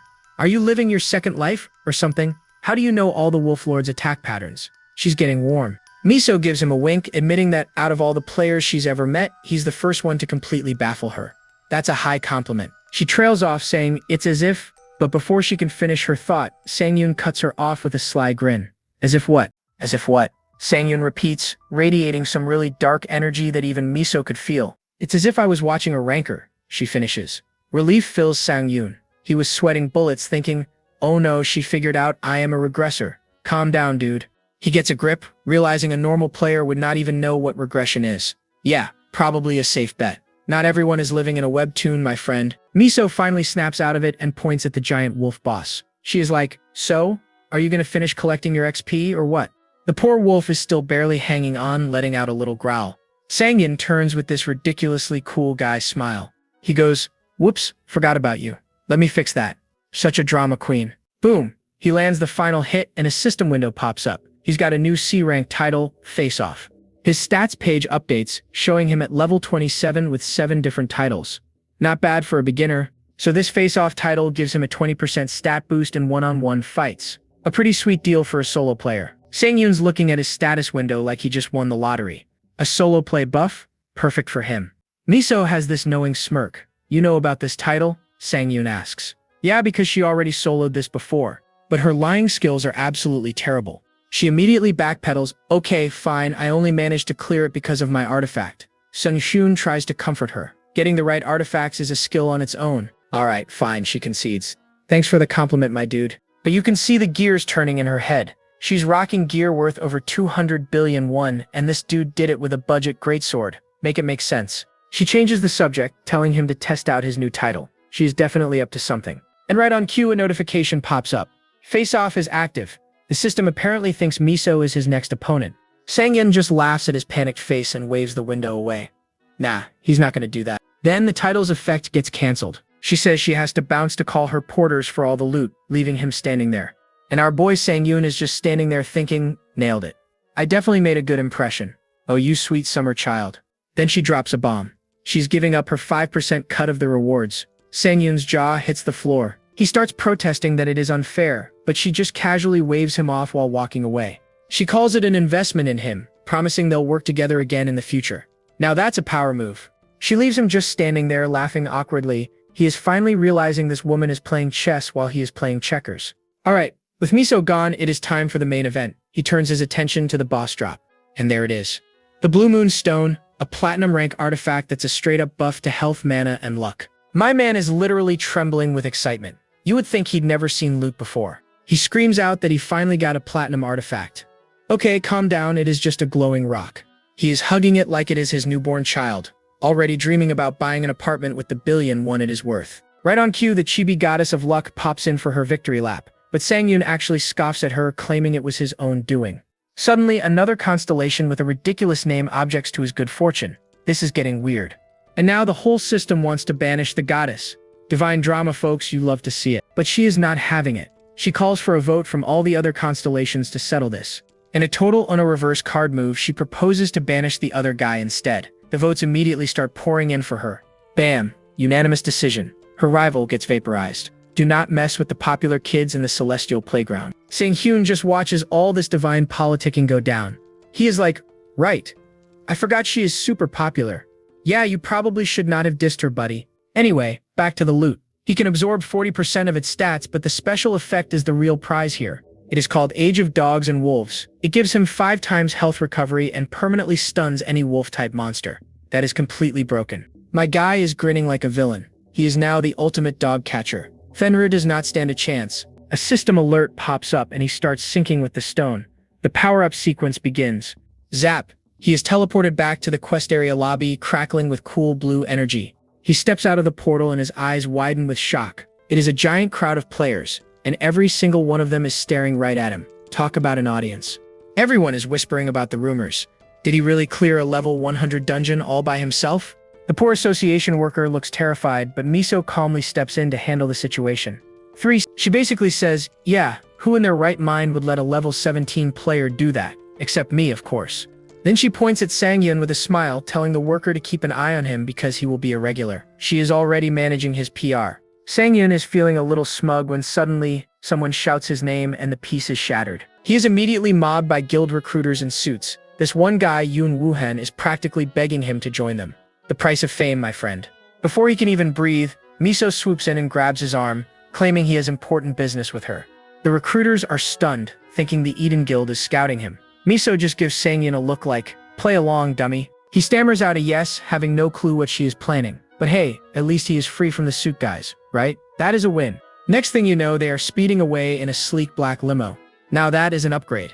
His phone buzzes, and boom, a 500 million won deposit hits his account. Must be nice. He has this goofy grin, amazed at how fast the rich life works. Welcome to the 1%, kid. Miso just casually explains that is what happens when you have A-rank porters and influence. She is on another level. Sang-yoon is practically swooning, still staring at all those zeros on his phone screen. And suddenly, she calls out to her driver. And the limo windows black out, going into a privacy mode. Sang-yoon looks completely stunned. Oh yeah, he knows exactly what is coming. The bill for all this kindness and cash is finally due. Miso drops all pretense. I will get straight to the point, she says, her voice turning cold. She looks him dead in the eye and lays it all out. Player Shin Sang-yoon. Join the Eden Guild. And there you have it, folks. Kim Miso wastes no time and gets straight to business. She's like, please join the Eden Guild. She gives him this whole sales pitch about how her guild is literally called Eden because it's paradise. Sure, lady, whatever you say. She's so confident in her offer, but look at our boy Sang-yoon's eyes. He totally saw this coming. Before he hit the reset button on his life, he was also part of a small guild. Back then, that little guild was his everything. They took him in when he was a talentless nobody. But we all know how those stories end, don't we? Cue the tragic flashback. Yeah, he knows being in a guild is fun, but they'd just be a set of shackles holding him back. Flying solo will help him get stronger faster. He tries to let her down gently, but Miso just cuts him off with a question that hits him like a truck. You're planning to start a solo guild, aren't you? And bam! Our boy is completely shook. You can practically see the loading screen in his brain. How in the world did she know? Miso just leans back with the smidgest look I've ever seen. She's like, oh please, I'm the daughter of a megacorp chairman. You think I didn't figure you out? She basically tells him that with his OP skills it was the most obvious conclusion. This girl is playing 4D chess. Then she drops the bomb. And right now it's very important that I'm the only one who knows. Oh snap. That's a power move right there. Sang-yoon is just floored. This whole time she knew his master plan and tried to recruit him anyway. What a psycho. He finally gets it. She put all her cards on the table to force a partnership. My friend, this is what a master negotiator looks like. A little later, our boy Sang-yoon is setting up his new base of operations at a place called Player Town C, signing the lease on a new apartment. The agent lays out the terms, 100 million deposit and 5 million monthly rent. He cracks a joke. Ma'am, you're saying it with a smile, but those numbers are quite scary. She just laughs it off. She urges him to take it because it's a really good deal and he's in luck because all the other people didn't show up. Yeah, that's probably because of our little chibi lady luck. Inside his new crib, Sang-yoon takes a moment to just stare out the window and think about how crazy things have gotten. So much has changed since he got sent back in time.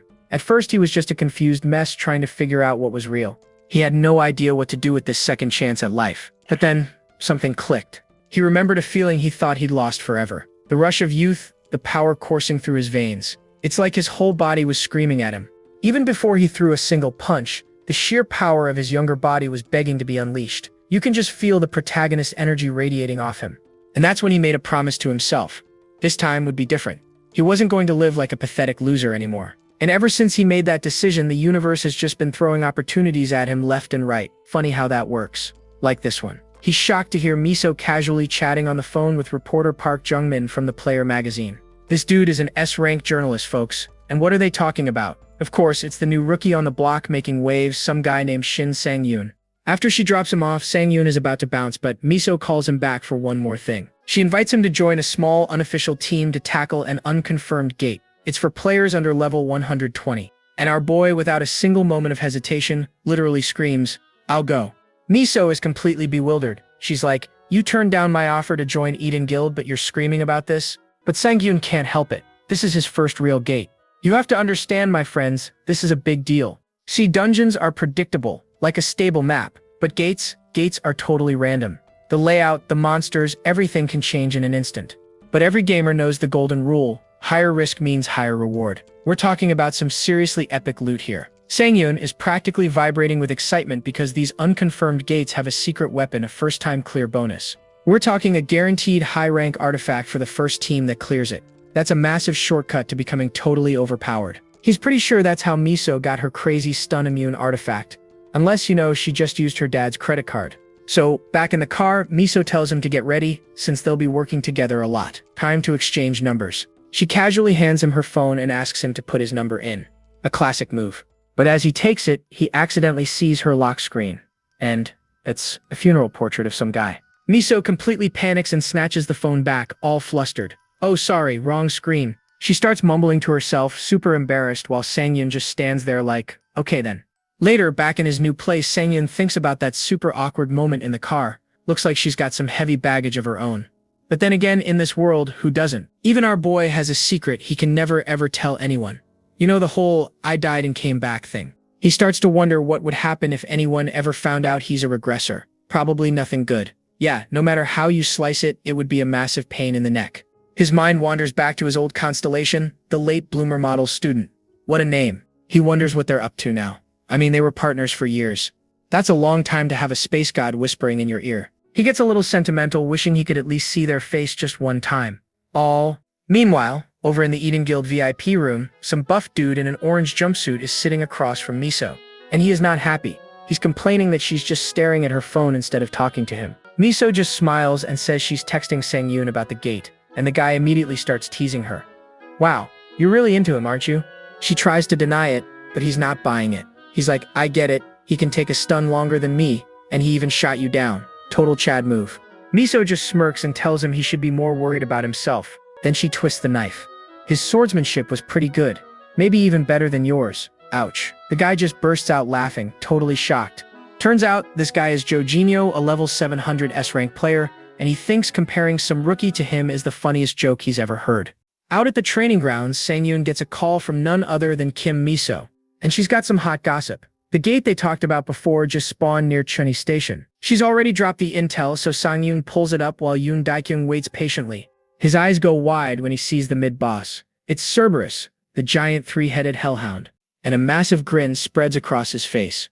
Oh, perfect timing. He's got a new toy he's dying to test out. Thanks to that Blue Moon Stone, his new passive skill is basically a permanent stun lock for any dog or wolf-type monster. Totally broken. He quickly wraps up the call and turns to Dae-kyung, who takes a jab about being ignored. Dae-kyung gets all awkward, calling him captain before quickly taking it back. Old habits, I guess? He just laughs, saying Sang-yoon is a big shot celebrity now and doesn't need formal titles. Sang-yoon tries to brush it off, but Dae-kyung leans in and asks if he's gotten the call yet. Our boy has no idea what he means, so Dae-kyung just shoves a phone in his face. Bam! He's on the cover of the Player magazine. Sang-yoon is completely stunned. Dae-kyung just cackles, telling him to check his own phone. And he's right.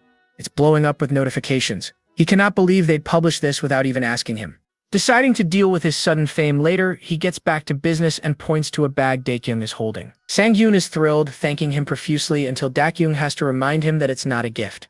Inside the bag is Dae-kyung's old gear. He's totally confused why Sang-yoon once used artifacts instead of new ones. Sang-yoon plays it off, saying he's just a history buff. Dae-kyung is not buying that for a second. He calls it a personal superstition, but he's really thinking how he can't explain that old gear has a better absorption rate when he eats them. Just then, a woman walks up, apologizing for being late. Talk about dramatic timing. She brushes her hair back and asks if they're ready to start the appraisal. Dae-kyung introduces her as the appraiser he brought along to make sure the deal is fair for everyone. She gets right to work, kneeling down as a wave of purple energy flows from her hands over the loot. And just like that, the appraisal is finished. Phew, she lets out a huge sigh of relief. She confirms all the items are legit and the deal is fair, which makes Dae-kyung pretty happy. But before they finalize things, Dae-kyung asks if Sang-yoon can take a look at his sword skills.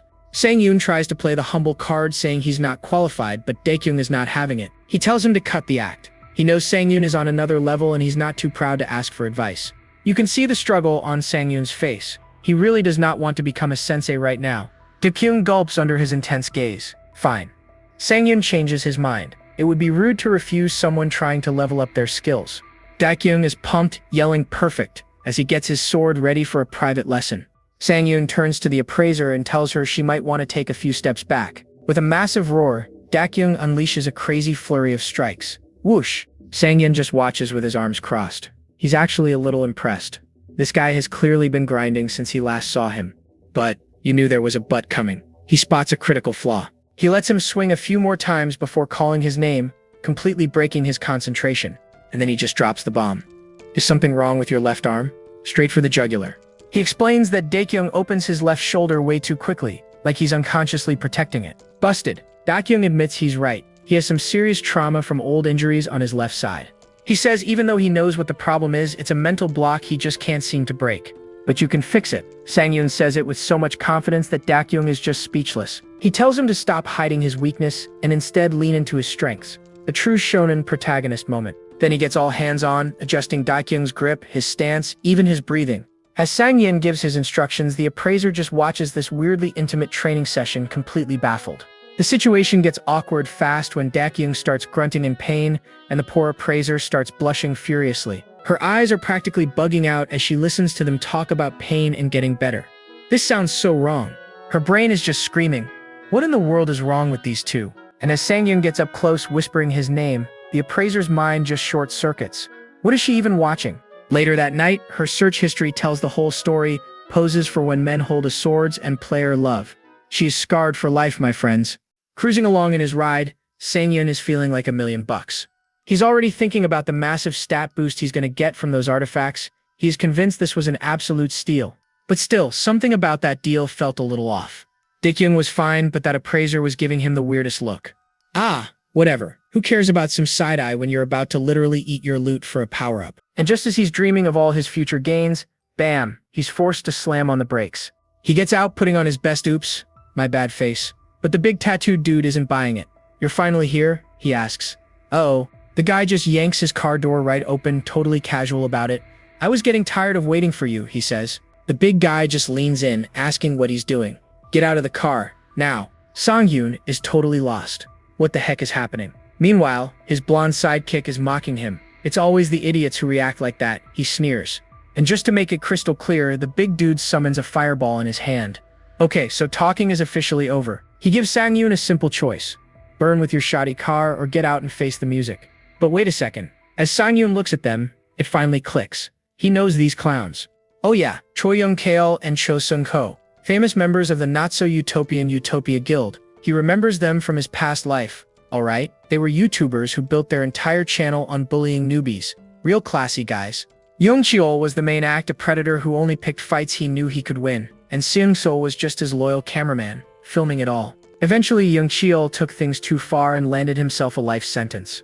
I guess you could say his channel was permanently demonetized. Back in the present, Seung-go is still running his mouth.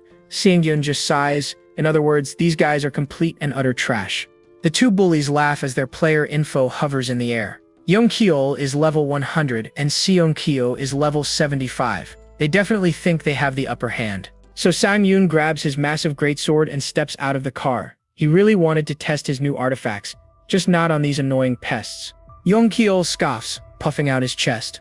I'm the security force around here in Player Town, and a lot of people have been complaining. They mentioned some punk kept driving around in a shoddy car, he says, giving the vehicle a dirty look. And then bam, he just kicks a massive dent into the side of Sang-yoon's brand new car. Sang-yoon just stares, completely speechless. So, do you get it now? Young-keol sneers. Take your junk and get lost. Of course, a crowd is starting to form now. Ugh, it's those guys again, someone mutters, always picking on someone weaker. But then, one of them recognizes our boy. Wait a minute, isn't that the guy from Player Magazine? The one who went to the quest area with Kim Miso? He struggles to remember the name before shouting, Shin Sang-hyun. That's him. Seung-ko overhears this and does a quick search on his phone. I remember. The kid who went with Kim Miso. Rumor is he cleared a level 100 quest by himself. Young-cheol is not impressed. On his own? But he looks weak. Seung-ho just smirks at his friend's cluelessness. You really think she'd let a newbie take all the glory? He scoffs. I already have a great idea for our next video title. And there it is, folks. Teaching the newbie who Kim Miso carried a lesson. He hits the record button. It's showtime. Young-cheol leans in, making his big offer. Hey Sang-yoon, I'll show you some mercy. Let's do a one-on-one sparring match in training mode. Seung-ko chimes in. Camera still rolling. If we win, you leave Player Town immediately, and you'll be the star of our video, of course. But if you win, we'll stay as far away from you as possible. Deal? Sang-yoon's eyes narrow. Deal? But oh, our boy isn't finished. He snarls, add 500 million and your wrist to that wager and we have a deal. But if you're scared, then get lost. Young-keol is completely stunned, speechless. Huh? This punk? But before he can finish, Seung-ko frantically calls his name. Dude, look at this. The live chat right now. Seung-ko shoves the phone in his face and the screen is just a waterfall of people spamming 500 million. Young-keol is really sweating now as Sang-yoon presses him. Are you in or not? Are you scared? But influencers gotta influence. He's cursing about how this video can't be monetized because of violence. But at this point, who cares? He smirks. I guess I'll take this chance to relieve some stress. So they move the whole production over to the Player Town Plaza, drawing an even bigger crowd of onlookers. The crowd starts murmuring. Everyone knows these two bullies and their usual shtick of harassing newbies for content. A system notification pops up for everyone to see. Training mode is now active for Choi Young-cheol and Shin Sang-kyun. Barriers form around both players. Young-cheol grins. Just like you said, 500 million and our wrists on the line. I always keep my promises. As Seung-ko finishes the setup, Young-keol gives one last taunt. Just don't beg for mercy later. Get lost while you still can. Seung-ko gives the signal that they're ready to go. Seung-ko just lets out this incredibly tired sigh. Young-keol smirks, his hand already glowing with flames. Did you hear that? We're starting now. I don't play around. Before he can even finish his sentence, Sang-hyun has already closed the distance and is bringing his sword down. I don't play around either. Sang-hyun snarls, his eyes practically glowing. And even if you beg, I won't forgive you. And this entire smackdown is being broadcast live for the world to see. Elsewhere, Kim Miso is watching her screen in total shock. She just stares, a bead of sweat rolling down her cheek as she recognizes the face on her screen. Sang-yoon?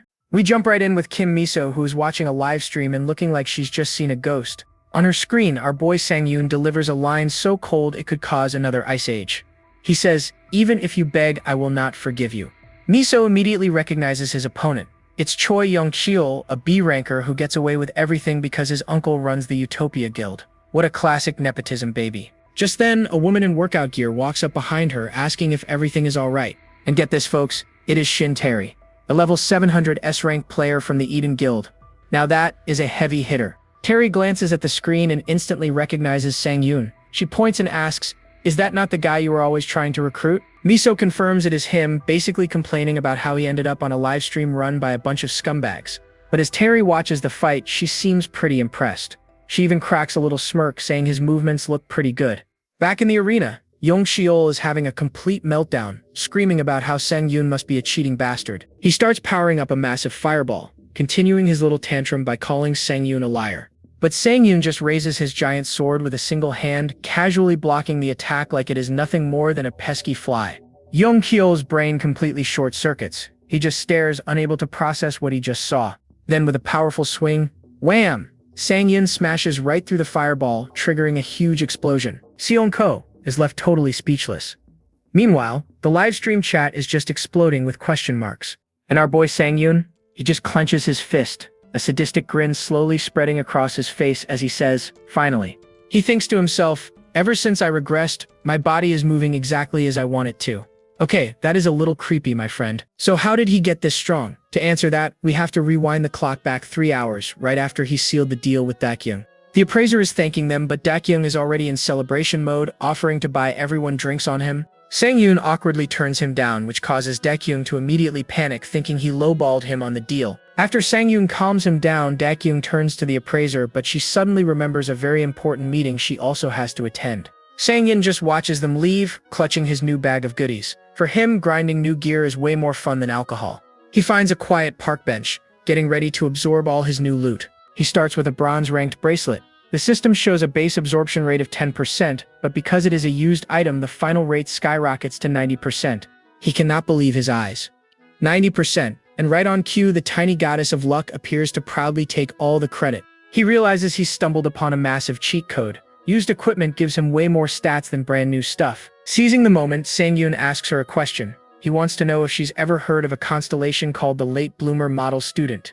Oh, she is not happy about that. The goddess gets super jealous, flying up to poke him on the nose for paying attention to other deities. Sang-yoon tries to explain that this constellation is really important, but quickly apologizes for upsetting his #1 sponsor. Feeling a little generous, the goddess gives him permission to ask and even agrees to search for information on the constellation for him. Sang-yoon is absolutely ecstatic, thanking her over and over again. He really dodged a bullet there. With that little crisis handled, he turns his attention back to the glowing artifacts, ready to enjoy this wonderful meal. The mana synchronization begins, and the 5 items manifest as a giant feast. We're talking tonkatsu, jjukbokkeum, the works. Sang-yoon is floored. He can't believe these old weapons belonging to old man Dakyung would turn out to be super yummy. And every single one has a 90% absorption rate. He cannot even begin to fathom how much stronger he is about to become. Now back in the present, the beatdown continues. His title face-off activates, giving him a nice little buff for this one-on-one duel. A quick look at his status window reveals the insane power-up. He's now level 27, with his strength, stamina, and especially his luck stats going through the roof. Across the arena, Young-cheol is visibly shaking. The live chat is absolutely roasting him, saying he is already out of gas. That is the last straw. Young-cheol loses it and charges forward again, his fists blazing with fire as he screams. Miso yells for Sang-yoon to be careful, but Terry just smiles confidently. She says, "Do not worry, he will probably dodge it." Sang-yoon rushes forward to meet the attack, dodging flaming rings while reminding him, "I really hope you have not forgotten our deal. 500 million and your wrist are both mine." Watching from the sidelines, Seung-go grins like a villain. Perfect, he thinks. He fell for it. Suddenly, a glowing blue trap springs from the ground. It encases Sang-yoon's feet, stopping him dead in his tracks. Young-cheol smirks, thinking he's won. "It's my win, you fool," he announces. And just as our boy Sang-yoon called it, Young-cheol springs his big, icy trap. He thinks he's so clever. A system alert pops up to make it official. Yup, that's a direct hit with the forced freezing skill. Looks bad, folks. And bam! Sang-yoon is now a human popsicle, completely encased in jagged ice. He seems totally helpless in there. Meanwhile, S-rank player Shin Terry is watching the livestream. She's actually surprised, thinking, wait, this guy knows more than just fire magic? But Kim Miso, standing right next to her, just smirks like she knows all the cheat codes. She tells Terry to just keep watching, She's basically saying, "This is perfect. Now you'll finally see why I bet everything on this guy." Talk about supreme confidence. But her big speech gets cut short when her jaw hits the floor. She cannot believe what's happening on the screen. Yoon is completely losing it, spinning around frantically. He's screaming, "What just happened? Where did he go?" Then the sweat starts pouring. He realizes the only way out of that was a status ailment removal skill. Oh no, this guy is no newbie. Before he can even process that thought, Sang-yoon drops on him from above like a ton of bricks, sword ready for a finishing blow. Wham! Yoon barely gets his arms up to block, and the sheer force of the impact cracks the entire arena floor. Sang-yoon leans in with glowing blue eyes and a wicked grin. "Guess training mode just saved your neck," he says. And a little system message pops up to confirm it. "Training mode has prevented you from being deleted. Lucky guy." The live chat is absolutely exploding, and the crowd in the arena is going nuts. Nobody can believe what they just saw. Seong-ko looks at the comments and realizes they're right. Seong-ko's entire aura has changed. This isn't the same guy from before. He's now glowing with this sinister red energy, looming over his opponent like some kind of final boss. It's a total transformation. Back in their room, Terry is the first to diagnose the situation. "It's a type of awakening skill," she says calmly. She breaks it down, saying it's either transcendence or psychedelic. She's leaning towards psychedelic because of his new edgy black eyes. But here's the kicker. If he takes even one hit, he's done for. Terry smirks, realizing he's betting he can win this fight completely untouched. What a Chad move. Miso is looking pretty nervous now. She's thinking, he definitely did not have that skill in his inventory when I was with him. Terry lays out the two possibilities like a detective. 1, the monsters they fought were so weak he never even had to use his ultimate skill. Or 2, he's somehow grinding for impossibly rare skills in record time. The plot, my friends, thickens. Speaking of rare skills, remember that appraiser? She's reviewing her notes right now with a look of pure dread on her face. She pulls up the file for that Crimson Meditation bracelet, and there it is. The hidden skill psychedelic had a basically 0% chance of unlocking. She murmurs that to have that kind of luck, he'd have to be the personal favorite of the goddess of luck herself. And what do you know? She's right. We cut to a tiny cartoon goddess of luck watching the fight with popcorn and 3D glasses. Mystery solved. So here are the stats on psychedelic. It's a full heal plus a massive ability boost for 100 seconds. But like we said, take one hit and it is game over. Back in the arena, powered up, Sang-yoon taunts Young-shil. So, he asks, should we turn off training mode and try this again for real? That sets Young-shil off. He's absolutely furious with himself for underestimating a supposed newbie. He decides it's time to get serious, and boom. He blasts the ground to create some distance between them. As he's flying backward, it finally clicks. That snake Cho Seong-ko completely lied to him about Sang-yoon's real power level. He is now filled with instant and deep regret. If he'd known the truth, he would have never started this fight. The crowd ducks for cover. And over in the stands, Sung-ho is sweating bullets, realizing his little lie has been exposed. But it's way too late for regrets. Sang-yoon closes the distance instantly and says, "Let's end this." And now for the finale, he slams Young-shil's face on the ground. He starts pummeling the guy, knowing full well that the friendly neighborhood training mode will stop any of it from being fatal. Young-shil finally can't take it anymore and just screams, Okay, you win. I give up." Sang-yoon stops, a terrifying grin spreading across his face. "Good. The wager's over," he says. "But now, it's time for my revenge." Young-shil is completely lost. "Revenge? What on earth are you talking about?" Sang-yoon just glares down at him, his expression cold. "This all started because of you."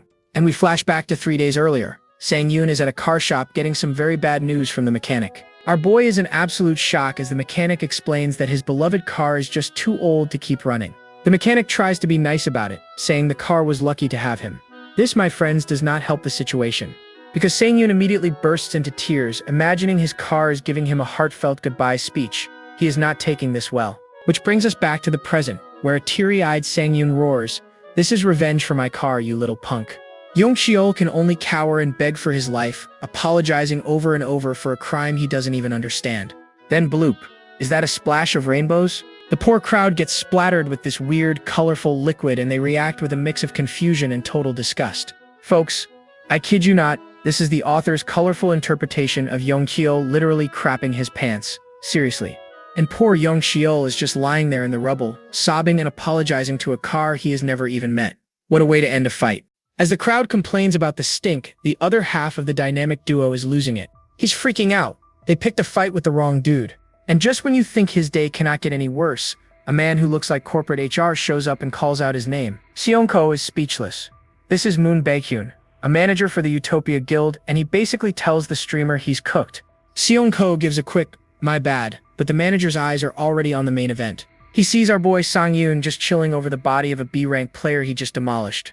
You know, a totally normal Tuesday. So the manager walks up, all smooth, offering to clean up this mess and pay for damages. He just wants a little chat. But Sang-yoon is not having it. He cuts the guy off, basically asking, "Who are you and who sent you?" Baekhyun is stunned for a sec. He's thinking, wow, this kid has some serious nerve. But then he recalibrates. No, that is not just ego. That is the swagger of someone who has been grinding way past his supposed level. The light bulb goes off. This kid is a jackpot. Instantly, Baekhyun flips into recruitment mode, bowing and giving his full title. He starts promising to cover everything, trying to get on Sang-yoon's good side as soon as possible. Sang-yoon just casually pulls out his phone and flashes his account number. He is like, cool, 2 billion won should cover my mental anguish. My man is shameless. Baekhyun just short circuits. He heard that right. 2 billion won. And from the hole in the ground, our B-rank victim weakly asks if a payment plan is an option. Poor dude. A little later, Sang-yoon is making his way back home and he is absolutely mobbed by reporters. The paparazzi are screaming questions about Utopia and his love life with Kim Miso. News travels fast, I guess. He tries to close the door, but they are shoving mics in his face like a zombie horde. They want the tea, and they want it now. He finally slams the door. He is wondering since when his non-existent dating life became front-page news. Yeah, my dude has zero time for romance when he is busy grinding levels and breaking the economy. But with a little smirk, he decides it is time to prep for the next big thing. He settles in to meditate, thinking about that gate raid Kim Miso mentioned. It has been a crazy week for sure. But he is happy with his progress, especially after buying some more artifacts from one of Daekyung's friends. And would you look at that stat sheet? Everything is up, but that luck stat is at a ridiculous 167. He is basically a walking cheat code. Plus, his skills got a buff. His stun now lasts for over 5 seconds, which is an eternity in a fight. Demon Bash is now level 2, and his dual-wielding training is making him a beast with blades. But wait, there is more. He eagerly checks out his other new skills. He has got blade wielding for smaller swords now and a brand new movement skill called full charging. With an escape plan and a dash skill, he is feeling pretty good about this next raid. What could go wrong? But then the self-doubt creeps in. He knows he is not fighting as well as he did in his past life. Remember the Wolf Lord? He almost got turned into Puppy Chow because he was limited in his combat patterns, and against Yonkiol he got caught in an ice trap like a rookie. He realizes he could have easily died. Twice. He looks at himself, and the mood gets heavy. If he keeps fighting like this, no matter how strong he gets, he is just going to repeat the same tragedy all over again. We get a flashback to the future when a second breakdown happens in 2040. He was totally powerless, surrounded by the bodies of his friends. Yikes, he absolutely cannot let that happen again. So he sits, stealing his resolve. This time, he needs to become unbelievably strong. He needs to become a real hero, just like the one who saved him when he was just a little kid. And his super serious meditation is immediately ruined by his phone. He answers, clearly annoyed. It is a reporter, Park Jung-min, calling about their interview. Sang-yoon's face goes white. Oh no, he completely forgot. He is scrambling, confirming the time and place. Yep, he is a world-saving regressor who cannot remember a simple meeting. The interview is at 2 p.m. It is currently 1:45 p.m. He has 15 minutes to get there. But wait, it gets worse. He peeks outside and the reporter zombies are still there just waiting for him. Alright, no time to be sneaky. Sang-yoon pops his psychedelic skill and bam, dark energy everywhere, glowing blue eyes, the works. Meanwhile, at the cafe, reporter Park is just waiting patiently. The door opens, and he looks up, not ready for what is coming. Sang-yoon makes his entrance, literally crackling with dark power. The reporter just nervously motions for him to please sit down. Sang-yoon is totally out of breath. The reporter is like, you have an interesting look, which is code for what is wrong with you. The reporter asks if he just came from a dungeon. Sang-yoon laughs, but thinks to himself that escaping those reporters was harder than any dungeon. Anyway, he apologizes, and the interview starts. Jung-min tells him he is basically the hottest topic in the player world right now. Popping up out of nowhere and pulling off insane stuff at a low level has earned him the nickname Super Newbie. Then the reporter asks if he knows just how many guilds are trying to scout him. Sang-yoon replies if he wanted to know more about Eden, thinking it is just the local guilds. But the reporter is like, no, my friend, I mean the worldwide guilds. And then he drops the bomb. 5 foreign guilds have officially requested his identity info from the Player Association. This has never happened before for a newbie. The reporter warns him to be careful. He has got a huge target on his back now. After the interview, Sang-yoon heads to the Demon Gate. His whole one-man army's plan just got a lot more complicated with foreign guilds sniffing around. And of course, all this attention just reminds him of all the suffering from his past life. He gets to the gate, still trying to process his sudden fame. Suddenly, Kim Miso is there, waving him over like they are old friends. Sangyun, over here! Miso says they have some time to kill, but Sangyun is not listening. He is staring at the person standing with her. It's a surprise guest ambush. She's all like, my sister was just dying to meet you. Hope you don't mind, she tagged along. And folks, this isn't just any sister. This is Shin Terry, another absolute unit from the Eden Guild. Miso tries to de-escalate with a coffee offer, but Terry cuts right through the small talk, extending a hand. They shake hands, and our boy Sangyun is visibly trying not to have a complete fanboy meltdown. He manages to stammer out a nice to meet you, and you can practically see the sweat dripping. Real smooth, my guy. But of course he knows who she is. This is Shin Terry, the legendary shadow assassin. Every player in Korea knows that name. She's a walking cheat code, the main reason Eden Guild is so OP. Her presence alone can literally change the server rankings. Sangyun is already feeling pretty smug. Yeah, his past self never got to rub shoulders with the pros like this. Then, out of nowhere, Terry drops a bomb. She needs a favor. He's thinking, what could a top ranker possibly want from a scrub like me? But hey, he agrees to help. Then she hits him with a sly smile and asks, how about a fight? Well, that escalated quickly. Miso instantly goes into full-on big sister mode, scolding her for trying to fight someone she literally just met. But Terry just shoots back that she told her on the ride here that she was going to test him for guild recruitment. Miso is not having it, shouting back, that doesn't count, sis. You can just feel the family drama. She tries to apologize for her battle-hungry sister, but Sangyun, cool as a cucumber, says he doesn't mind at all. And just like that, his answer leaves both sisters completely stunned into silence. They were not expecting that. A confident smirk spreads across Sangyun's face. Yep, there's the psycho we all know and love. Shall we get to it then? He says it would be an honor to fight a top-ranked player. This dude is totally loving this. Harry is impressed. She tells Miso she's got a good eye for talent and proposes a quick 5-move exchange. Sangyun agrees instantly, his hand already crackling with power. He's like, tell me when you're ready. The confidence on this guy. Okay, deep down he knows he's probably gonna get wrecked, but it's the perfect opportunity to see how much he's grown. The second Terry manifests her weapons, whoa, her entire aura changes. The temperature just dropped 20 degrees. Not wanting to get left in the dust, Sangyun immediately summons his ridiculously oversized greatsword. And with Berserker mode activated, he declares, I'm ready. It's go time, folks. He's activating his psychedelic skill from the get-go. No warm-up for this guy. Meanwhile, poor Miso is just standing there looking completely lost. My friend, she thought they were getting coffee.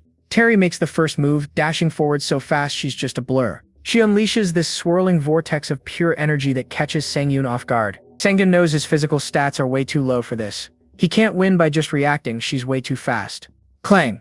Their blades meet in a brilliant flash. He realizes he has to predict her moves before she even makes them. Terry just smirks, totally impressed. Your moves are pretty good, she says, like she's talking to a toddler. Maybe I should actually try now, she muses, and she still has 4 moves left. She's just been toying with him. Then she goes nuts, unleashing a furious storm of purple energy that fills his entire screen. The onslaught is insane. He's thinking, she's an absolute monster, and I think she's getting even faster. Alright, if raw power won't work, it's time to switch to plan B, a weird old training strategy. He's going to close his eyes and rely on pure instinct to read her moves. You heard me right, folks. He's fighting blind. Miso is watching this whole thing in disbelief, whispering to herself, he closed his eyes? The man is completely insane. Alright, Sangyun's in his special little realm. You know that realm he slides into in order to devour artifacts. Now, he moves, his blade meeting hers in a shower of sparks. He actually did it. Terry is genuinely stunned. That's incredible focus. I can't believe you blocked the second strike too. She gets this sly look and mentions that most swordsmen lack the experience to pull off a move like that. Uh-oh? Sangyun's eyes go wide. He's totally freaking out, thinking, does she know? Does she know I'm a regressor? With 3 moves left, he completely changes the subject and asks for a favor from her. Terry doesn't know what's up, but agrees. Sangyun throws down a new challenge. Let's skip the remaining 3 moves, just go all out. Terry just stares at him, looking like she can't believe what she just heard. The audacity of this guy.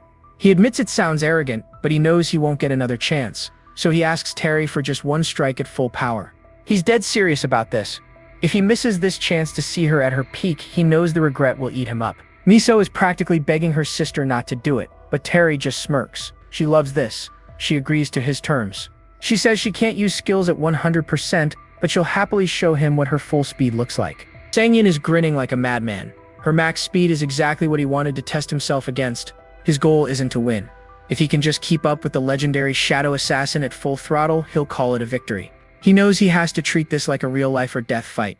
One tiny mistake, one wrong move, and it's game over. With a wild grin, she shouts, "Here I go," and poof, she completely vanishes. He realizes instantly that there's no time to prepare for her attack. He has to already be prepared. So here's the new Galaxy Brain strategy: don't react. Instead, attack the very space where you predict she'll appear. He swings his giant sword in a massive arc, and what do you know, Terry blitzes right into its path. For just a split second, you can see the pure shock in her eyes. He actually predicted her movement perfectly. But then a skill called Shadow Illusion activates. The Terry teleports behind him. Sang-yoon is speechless. Before he can even process the bamboozle, wham, she smacks him on the head with her dagger's pommel. And with that, the duel is over. Terry asks if he's okay while Miso rushes over in a total panic. Sang-yoon claims he's fine, but you can tell he's salty. He's thinking, "Hey, I thought you weren't going to use any skills." Our boy Sang-yoon is on the ground, wondering if his nose is still attached to his face. Ouch. But look who it is. A hand appears on his shoulder, and it's Shin Terry, here to help him up. She says sorry, claiming she used a skill on him by reflexes. Yeah, right, or reflexes that almost took his head off. But Sang-yoon, ever the professional, just laughs it off and takes her hand. What a smooth operator. He even thanks her for taking the fight seriously. She replies that the pleasure was all hers. These two are something else. And then Terry leans in, hitting him with a playful smile. She suggests they have a serious conversation next time. But before our boy can even process that, Miso jumps in, shakes his hand, and promises to call him later. Miso immediately grabs her sister, reminding her they're running late for their raid. The party's over, folks. And just like that, Miso's friendly vibe is gone. She's grilling Terry for being so reckless. That switch up was fast. Terry gives a little wave as she gets dragged off, while Miso tells Sang-yoon to get home safe. Classic.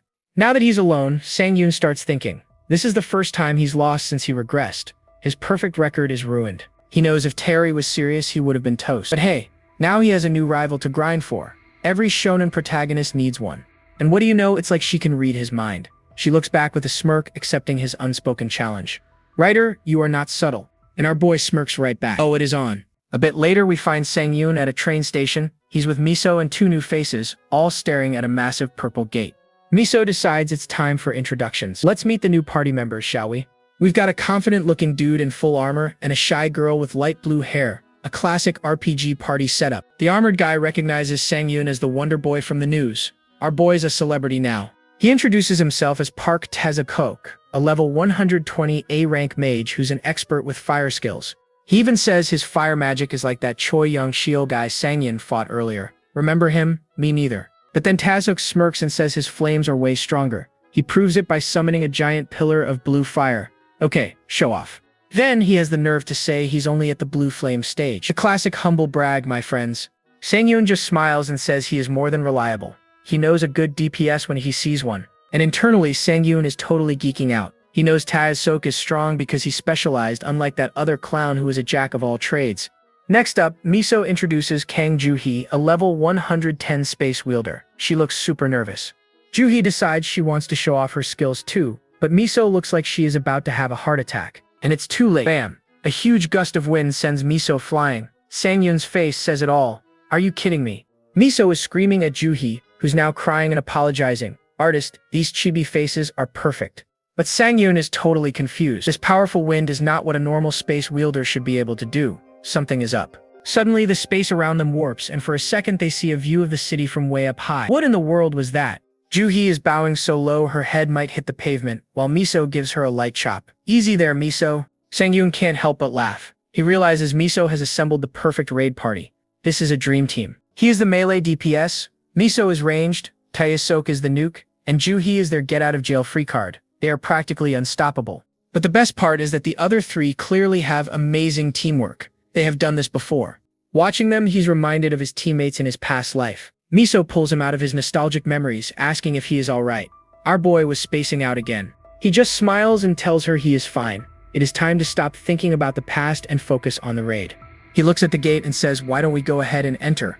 Finally, let's get this show on the road. They step through the portal and poof, they are in a frozen wasteland called Frost Hell. Sounds cozy. Luckily, Tazok has a fire buff protecting them from the cold. Sang-yoon is the first to thank him for it. The others agree, saying it is even colder than the last time they were here. Good thing they have their personal furnace. As they are trekking through the snow, Miso points out Sang-yoon's second sword. She asks why he did not use it against her sister. He claims he just uses it for mobility. Miso is impressed, but let's be real, that excuse was paper thin.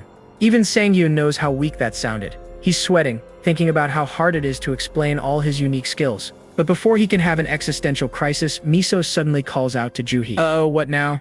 A massive blue-skinned monster bursts out of the trees, roaring its head off. It is party time, folks. Sang-yoon and Miso are instantly in their combat stances.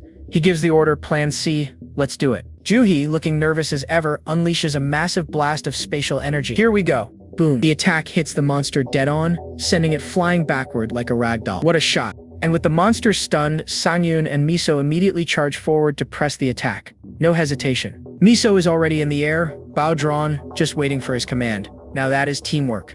A huge grin spreads across Sang-yoon's face as he shouts, "Watch my back, let the beatdown begin." Alright, a giant blue ogre is screaming its head off, and Sang-yoon's new party dives right into the fight. Miso immediately calls out to Taesuk, who starts charging up what looks like a spirit bomb. And bam! They unleash a beautiful coordinated aerial assault, merging their attacks into one massive strike aimed right at the monster. Their attacks land instantaneously. And bam! The monster explodes and is reeling from the blow. Kang Juhi, Sang-yoon calls out. Juhi looks like she's about to pee her pants, but she is on it, whipping up a little green swirl of a spell. And it does absolutely nothing. The monster is totally fine and it shatters Sang-yoon's sword with one hit. The beast gets this smug little grin on its face, like it just won the lottery. But its victory is going to be very short-lived. Because Sang-yoon pulls a classic teleport behind you move, taunting it. What? Did you think you got me, before slicing clean across its back? With the monster reeling, Taesuk is already yelling at Juhi to get another attack ready. No time to waste. But hold up. Sang-yoon activates his skill, Demon Bash. Level 2. It stuns the ogre just long enough for the finisher. And look at that psycho grin on his face. He unleashes one final decisive strike, cleanly taking the beast's head off. Juhi and Taesuk are staring, their jaws on the floor. What the heck was that? Sang-yoon lands all cool, like letting out a little breath. What was that just now? Taesuk asks. He's still trying to process what happened. They didn't expect the monster to be killed in a single strike, so they were prepping for the next attack. Miso cuts in. She knows this isn't his first time pulling off some insane stunt. She teases them, saying she had the same shocked face at first, and she's sure he's still hiding more ridiculous powers. He just smiles awkwardly. He knows she's right. So despite the whole "my sword broke" moment, the party celebrates their teamwork. The newbies are completely blown away by our boy's overpowered skills. With a confident grin, Sang-yoon hefts this ridiculously huge sword onto his shoulder and asks, "Why don't we start round 2? After a whole lot of monster slaying, Taesuk is basically fanboying, calling Sang-yoon the best swordsman he has ever seen. Miso thanks him, explaining that Taesuk is a pyromancer. He almost never gets a chance to go all out like this without a good tank. Sang-yoon gets it now, mages are usually stuck on support duty. But dude, Taesuk's admiration is getting a little intense. Miso just smiles and asks him what that new skill was. She says he always manages to find a way to surprise her. And of course, right on cue, a massive armored demon ogre smashes through the minions, heading straight for them. Talk about bad timing. Miso immediately identifies the new threat and the team starts to panic. How are they supposed to deal with a high defense monster? Miso orders a retreat, but Sang-yoon calmly interrupts with the wildest request. He wants Juhi to open a portal directly in front of the beast. Miso is about to call him crazy, but then she sees the look in his eyes. It's that main character plot armor look. She trusts him and tells Juhi to do it. Then, Sang-yoon activates a skill called Full Charging. The longer it's charged, the more damage it does. Simple enough, right? Sang-yoon launches himself and comes diving out of the portal straight at the monster. It's over in seconds as the monster is split completely in half. His teammates are just staring, wondering if this is even real anymore. Later, they're all still gushing about that power move. Sang-yoon explains that with a team he can trust, he can afford to be more aggressive. Just then, Juhi shushes everyone. She thinks they've finally arrived at their destination. And down below, sleeping in a ruined courtyard, is the middle boss, Cerberus of the Frost Hell. As the party starts discussing strategy, Sang-yoon just smirks. It's finally time. He's found his perfect punching bag. He activates his passive skill, the Age of the Night and Wolves. The skill makes it so dog-type monsters literally cannot attack him. This is about to be a one-sided beatdown. While the party is busy debating their next move, Sang-yoon decides he has heard enough. He just steps forward, totally stealing the spotlight. And everyone's just looking at him like, what are you doing? The man has zero patience, I swear. But our boy just hits them with this smug little smirk. You know the look, the I know something you don't know face. Miso immediately recognizes that look. Oh no. She asks if he has one of his crazy plans again. He just says yup, hefts his giant sword, and tells them, just stay back and enjoy the show. He's got no time to explain. He needs to use it right now when the moon is clear. Even one little cloud is enough to nerf its power by half. Then he basically says, sorry, not sorry, and just leaps off the cliff. Because asking for forgiveness is way faster, right? Bam! He lands right in front of the giant three-headed demon doggo. Hello there, Cerberus. And does he look scared? Nope, he's just grinning like an absolute psycho. He then proceeds to taunt the giant death wolf, saying, you're not as cute up close. Meanwhile, his party is freaking out up on the ridge, scrambling to provide some backup. But Miso, the only one with a brain cell here, tells them to hold up. And the giant monster isn't doing anything. She's totally confused. Last time they saw this thing, it went full attack mode on sight. So what gives? The Cerberus lets out a low growl and the whole team prepares for the worst. One of the guys yells that it's finally moving, ready to jump in and help. But Miso sees what's really happening. She says, no, it's not attacking. Instead of tearing him to shreds, the colossal beast actually lowers its 3 heads. And she realizes the impossible truth. That thing is getting ready to obey him. A system window pops up to confirm it. Cerberus recognizes Sang-yoon as a superior being. My man has a passive intimidation skill. It's literally about to enter a state of total obedience. Just like that. Even Sang-yoon is surprised at how easy that was. But then he gets all serious, saying, I'll end this quickly. Dude, it just bowed to you. And just like that, a notification pops up. Middle boss defeated, easy peasy. He admits it felt kinda wrong to kill something that was ready to be his pet. But hey, you gotta do what you gotta do for that sweet, sweet progress. His reward for this heartless act? A brand new C-rank title called Reduction. This shiny new title lets him pick any one of his skills and slice its cooldown time right in half. And his gamer brain immediately knows what to do. This is going straight onto his recovery skill. This takes the cooldown from 60 seconds all the way down to 30. That is seriously overpowered. But just as he's admiring his new stats, Miso calls out, stopping him in his tracks. Is something wrong? He asks. Then suddenly, a glowing artifact materializes from the boss, the Heart of Ice. He's panicking internally. He completely forgot to tell them about his super secret skill where he absorbs artifacts. Solo player habits die hard. My man is absolutely terrified she's going to ask for the loot. The horror. But Miso is just super chill about it. She smiles and says, you soloed the boss, you get the loot. Sang-yoon is so relieved he can barely stammer out a thank you. But what about the others? And the whole team just gives him a thumbs up. They're like, dude, we literally did nothing, it's all yours. He thanks them again while thinking to himself, gotta be more careful about my secret powers next time. Miso then tells him they'll go on ahead so he can, quote, do his thing. He has no idea what she's talking about. But then she clarifies, you know, that thing you do with artifacts? She hits him with a smirk that confirms his worst fears. Oh yeah, she says, I've known for a long time. She says she figured it out right after they cleared their last big quest area. She had turned around just wondering what he was doing all by himself back there. And that, she says, is when I learned your secret. Sang-yoon is about to have a heart attack. He's horrified. Your unique skill is like your social security number in this world. Having it exposed is game over. And then she drops the bomb. You're one of those players with a weird ritual. She explains that some players have weird good luck habits, so he should just enjoy his little ceremony. She even says she'd probably want to hide a weird secret like that too. And the rest of the team just buys it completely. They decide to give the man some privacy. Sang-yoon realizes this is a massive misunderstanding. But hey, it's way better than them knowing the truth, so he's just gonna roll with it. So with his secret hilariously safe for now, he gets back to business. Time to absorb this artifact. It's a gold rank accessory, the Heart of Ice. It boosts evasion and defense and comes with a sweet freezing special effect. Whoosh, he absorbs it. A while later, the team is setting up a trap. Kang Joo-hee is finished with her prep. She's totally exhausted, but Miso is right there to catch her. Sang-yoon walks up, agreeing that Joo-hee totally carried that part of the plan. But Joo-hee is still super worried, and asks if this crazy plan is actually going to work. They're standing in front of a giant pile of monster corpses. She asks if the final boss is really going to fall for this. Sang-yoon just gives her a confident smile and says, don't worry, this boss will do anything for food. She's wondering how he knows that for sure. But he just gives her that mysterious smile again, completely dodging the question. Instead, he turns to the mage, Park Tae-suk, and tells him to light the barbecue. It's time to lure out the boss. With the bait set and the trap sprung, all they can do now is wait in the dark. They keep their eyes glued to a glowing cave entrance off in the distance. 20 super tense minutes go by. Sang-yoon finally says it should be here any second now. And right on cue, his eyes go wide with alarm. Here it is. A massive shadowy beast starts to crawl out of the cave. He yells for everyone to get ready as the whole team braces for a fight. The final boss has arrived, my friends, the grisly big bear of the cold, towering over all of them. From a snowy cliff, Kim Miso watches with a grim look on her face. She knows every single one of their successful raids has been thanks to Sang-yoon, But this time, he's staring down a bear so massive its shadow could cause an eclipse. The beast growls, its eyes glowing with that classic malevolent red light. You know it's a boss fight when the eyes start glowing. Facing this absolute unit, Sang-yoon finally realizes he might have bitten off more than he can chew. This is a bit more dangerous than he planned.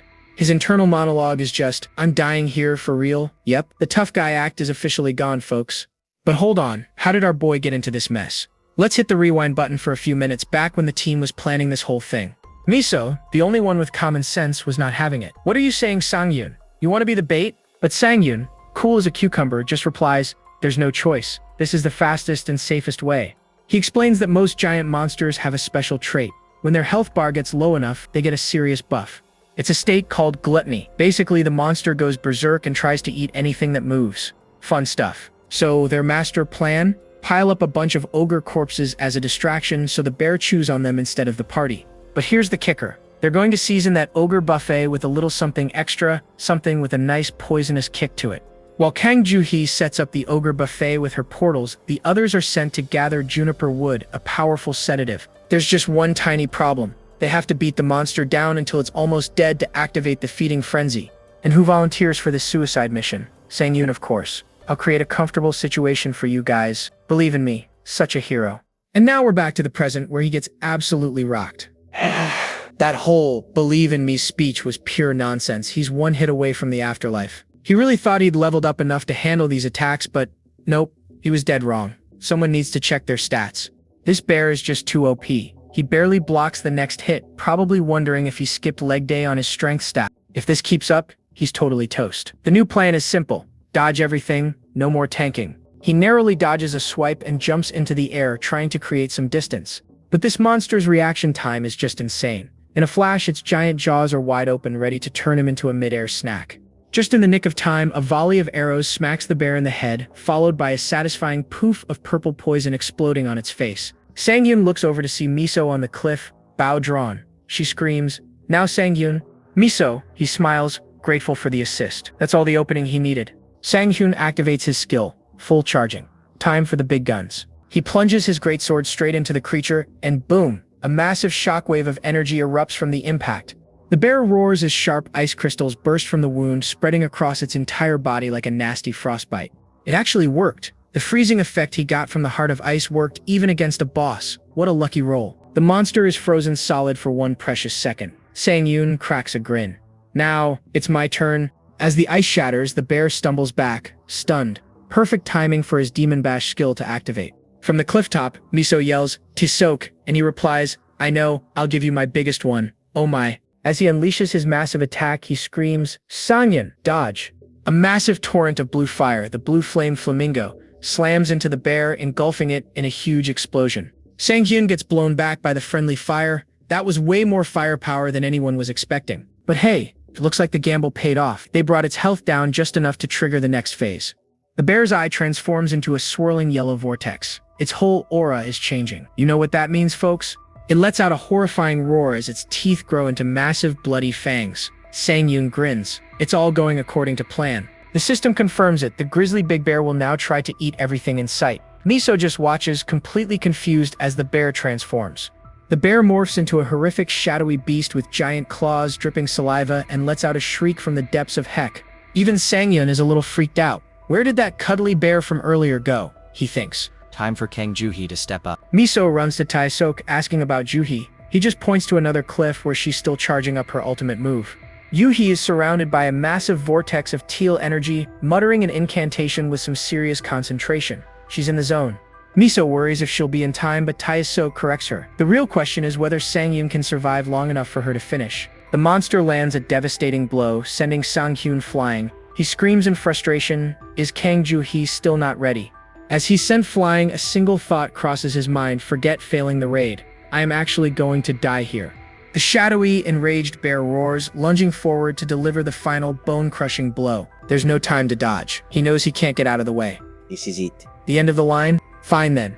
If he can't dodge it, he'll just have to break through it. Time to activate his trump card. A system window pops up. His high-risk, high-reward skill, Psychedelic, has been activated. Let's see what this does. But wait, just in the nick of time, Kang Joo-hee finishes her spell, unleashing a massive swirling vortex of teal energy. With a bit of blood dripping from her nose from the effort, she yells, "I've finished my preparations. I'm starting the warp." The warp portal opens directly in the path of the charging bear, and whoosh, it swallows the monster whole in a flash of light. The spell finishes, leaving Sang-yoon standing alone in a suddenly very quiet and peaceful snowy landscape. What just happened?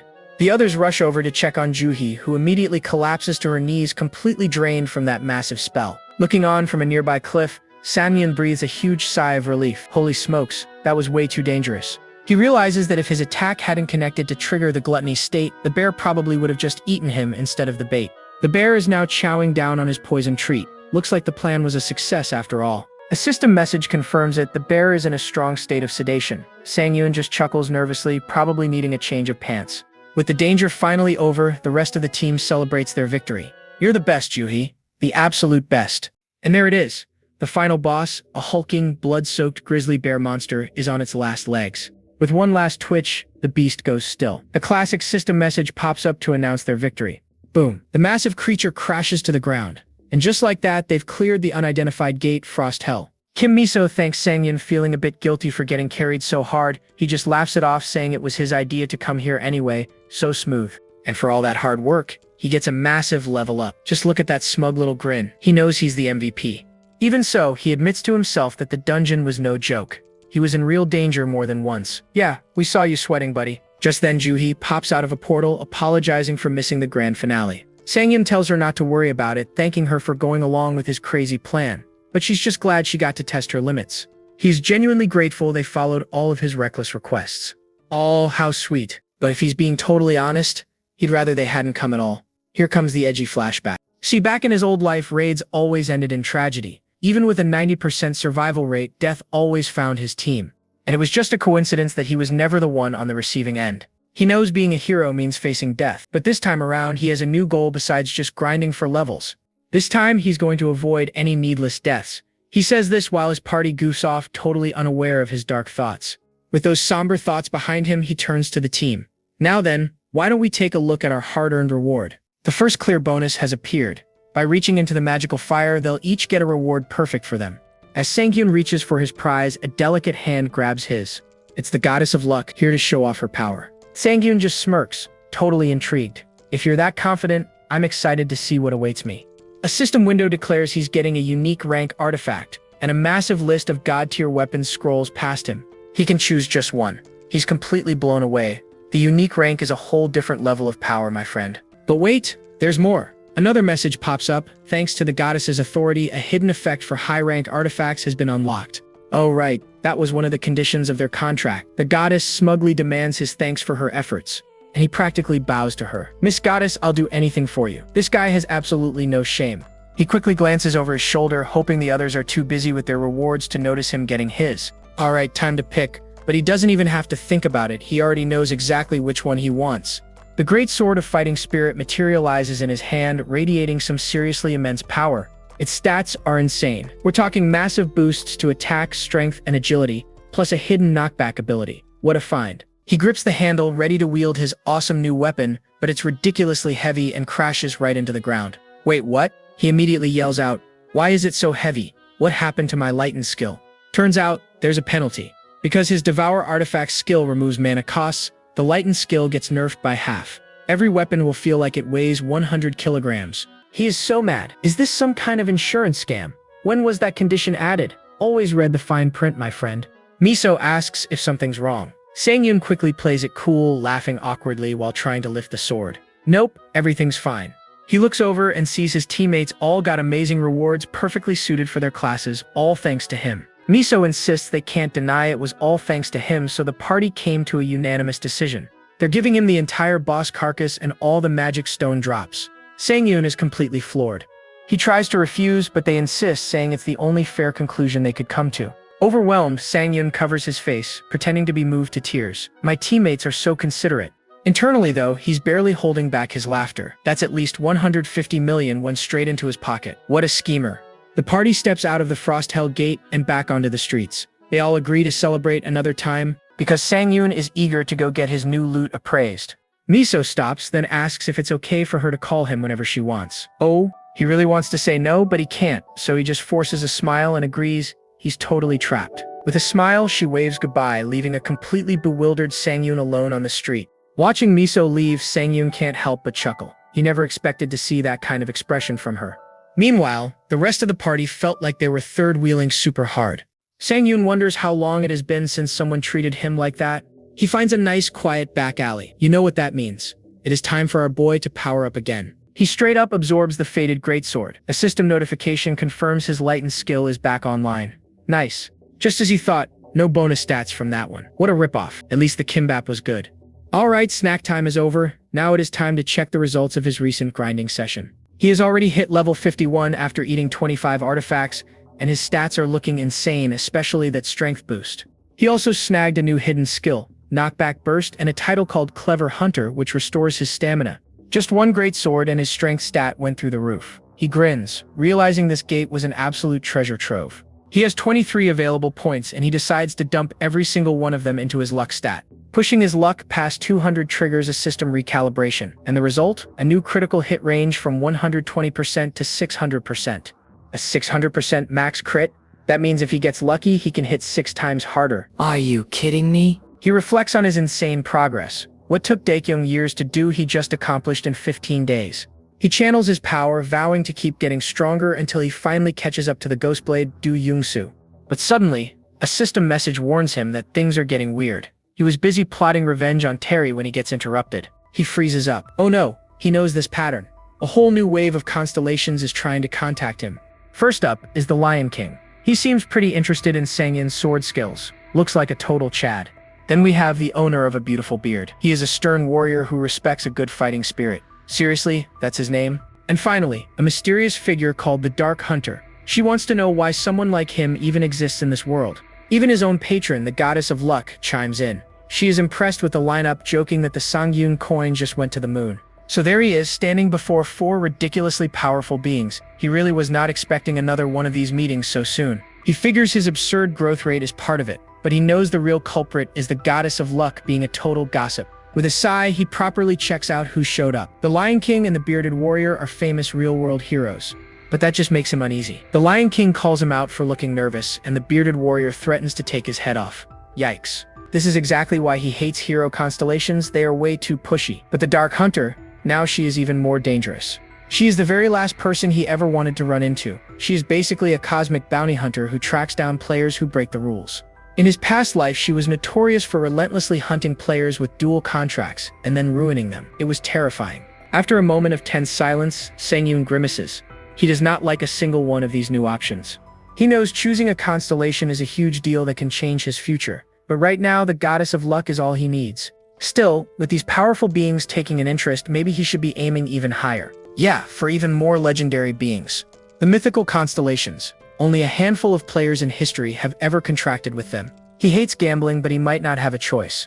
So he announces, "Sorry, but I will not be choosing anyone today." The heroes are offended but say they will think about visiting again. Sangyun mentally tells them not to bother, but one of them remains. The Dark Hunter turns, giving him a final chilling warning. One day she will uncover all his hidden secrets. Well, that is just great. Looks like he will have to be extra careful around constellations from now on. He checks his phone.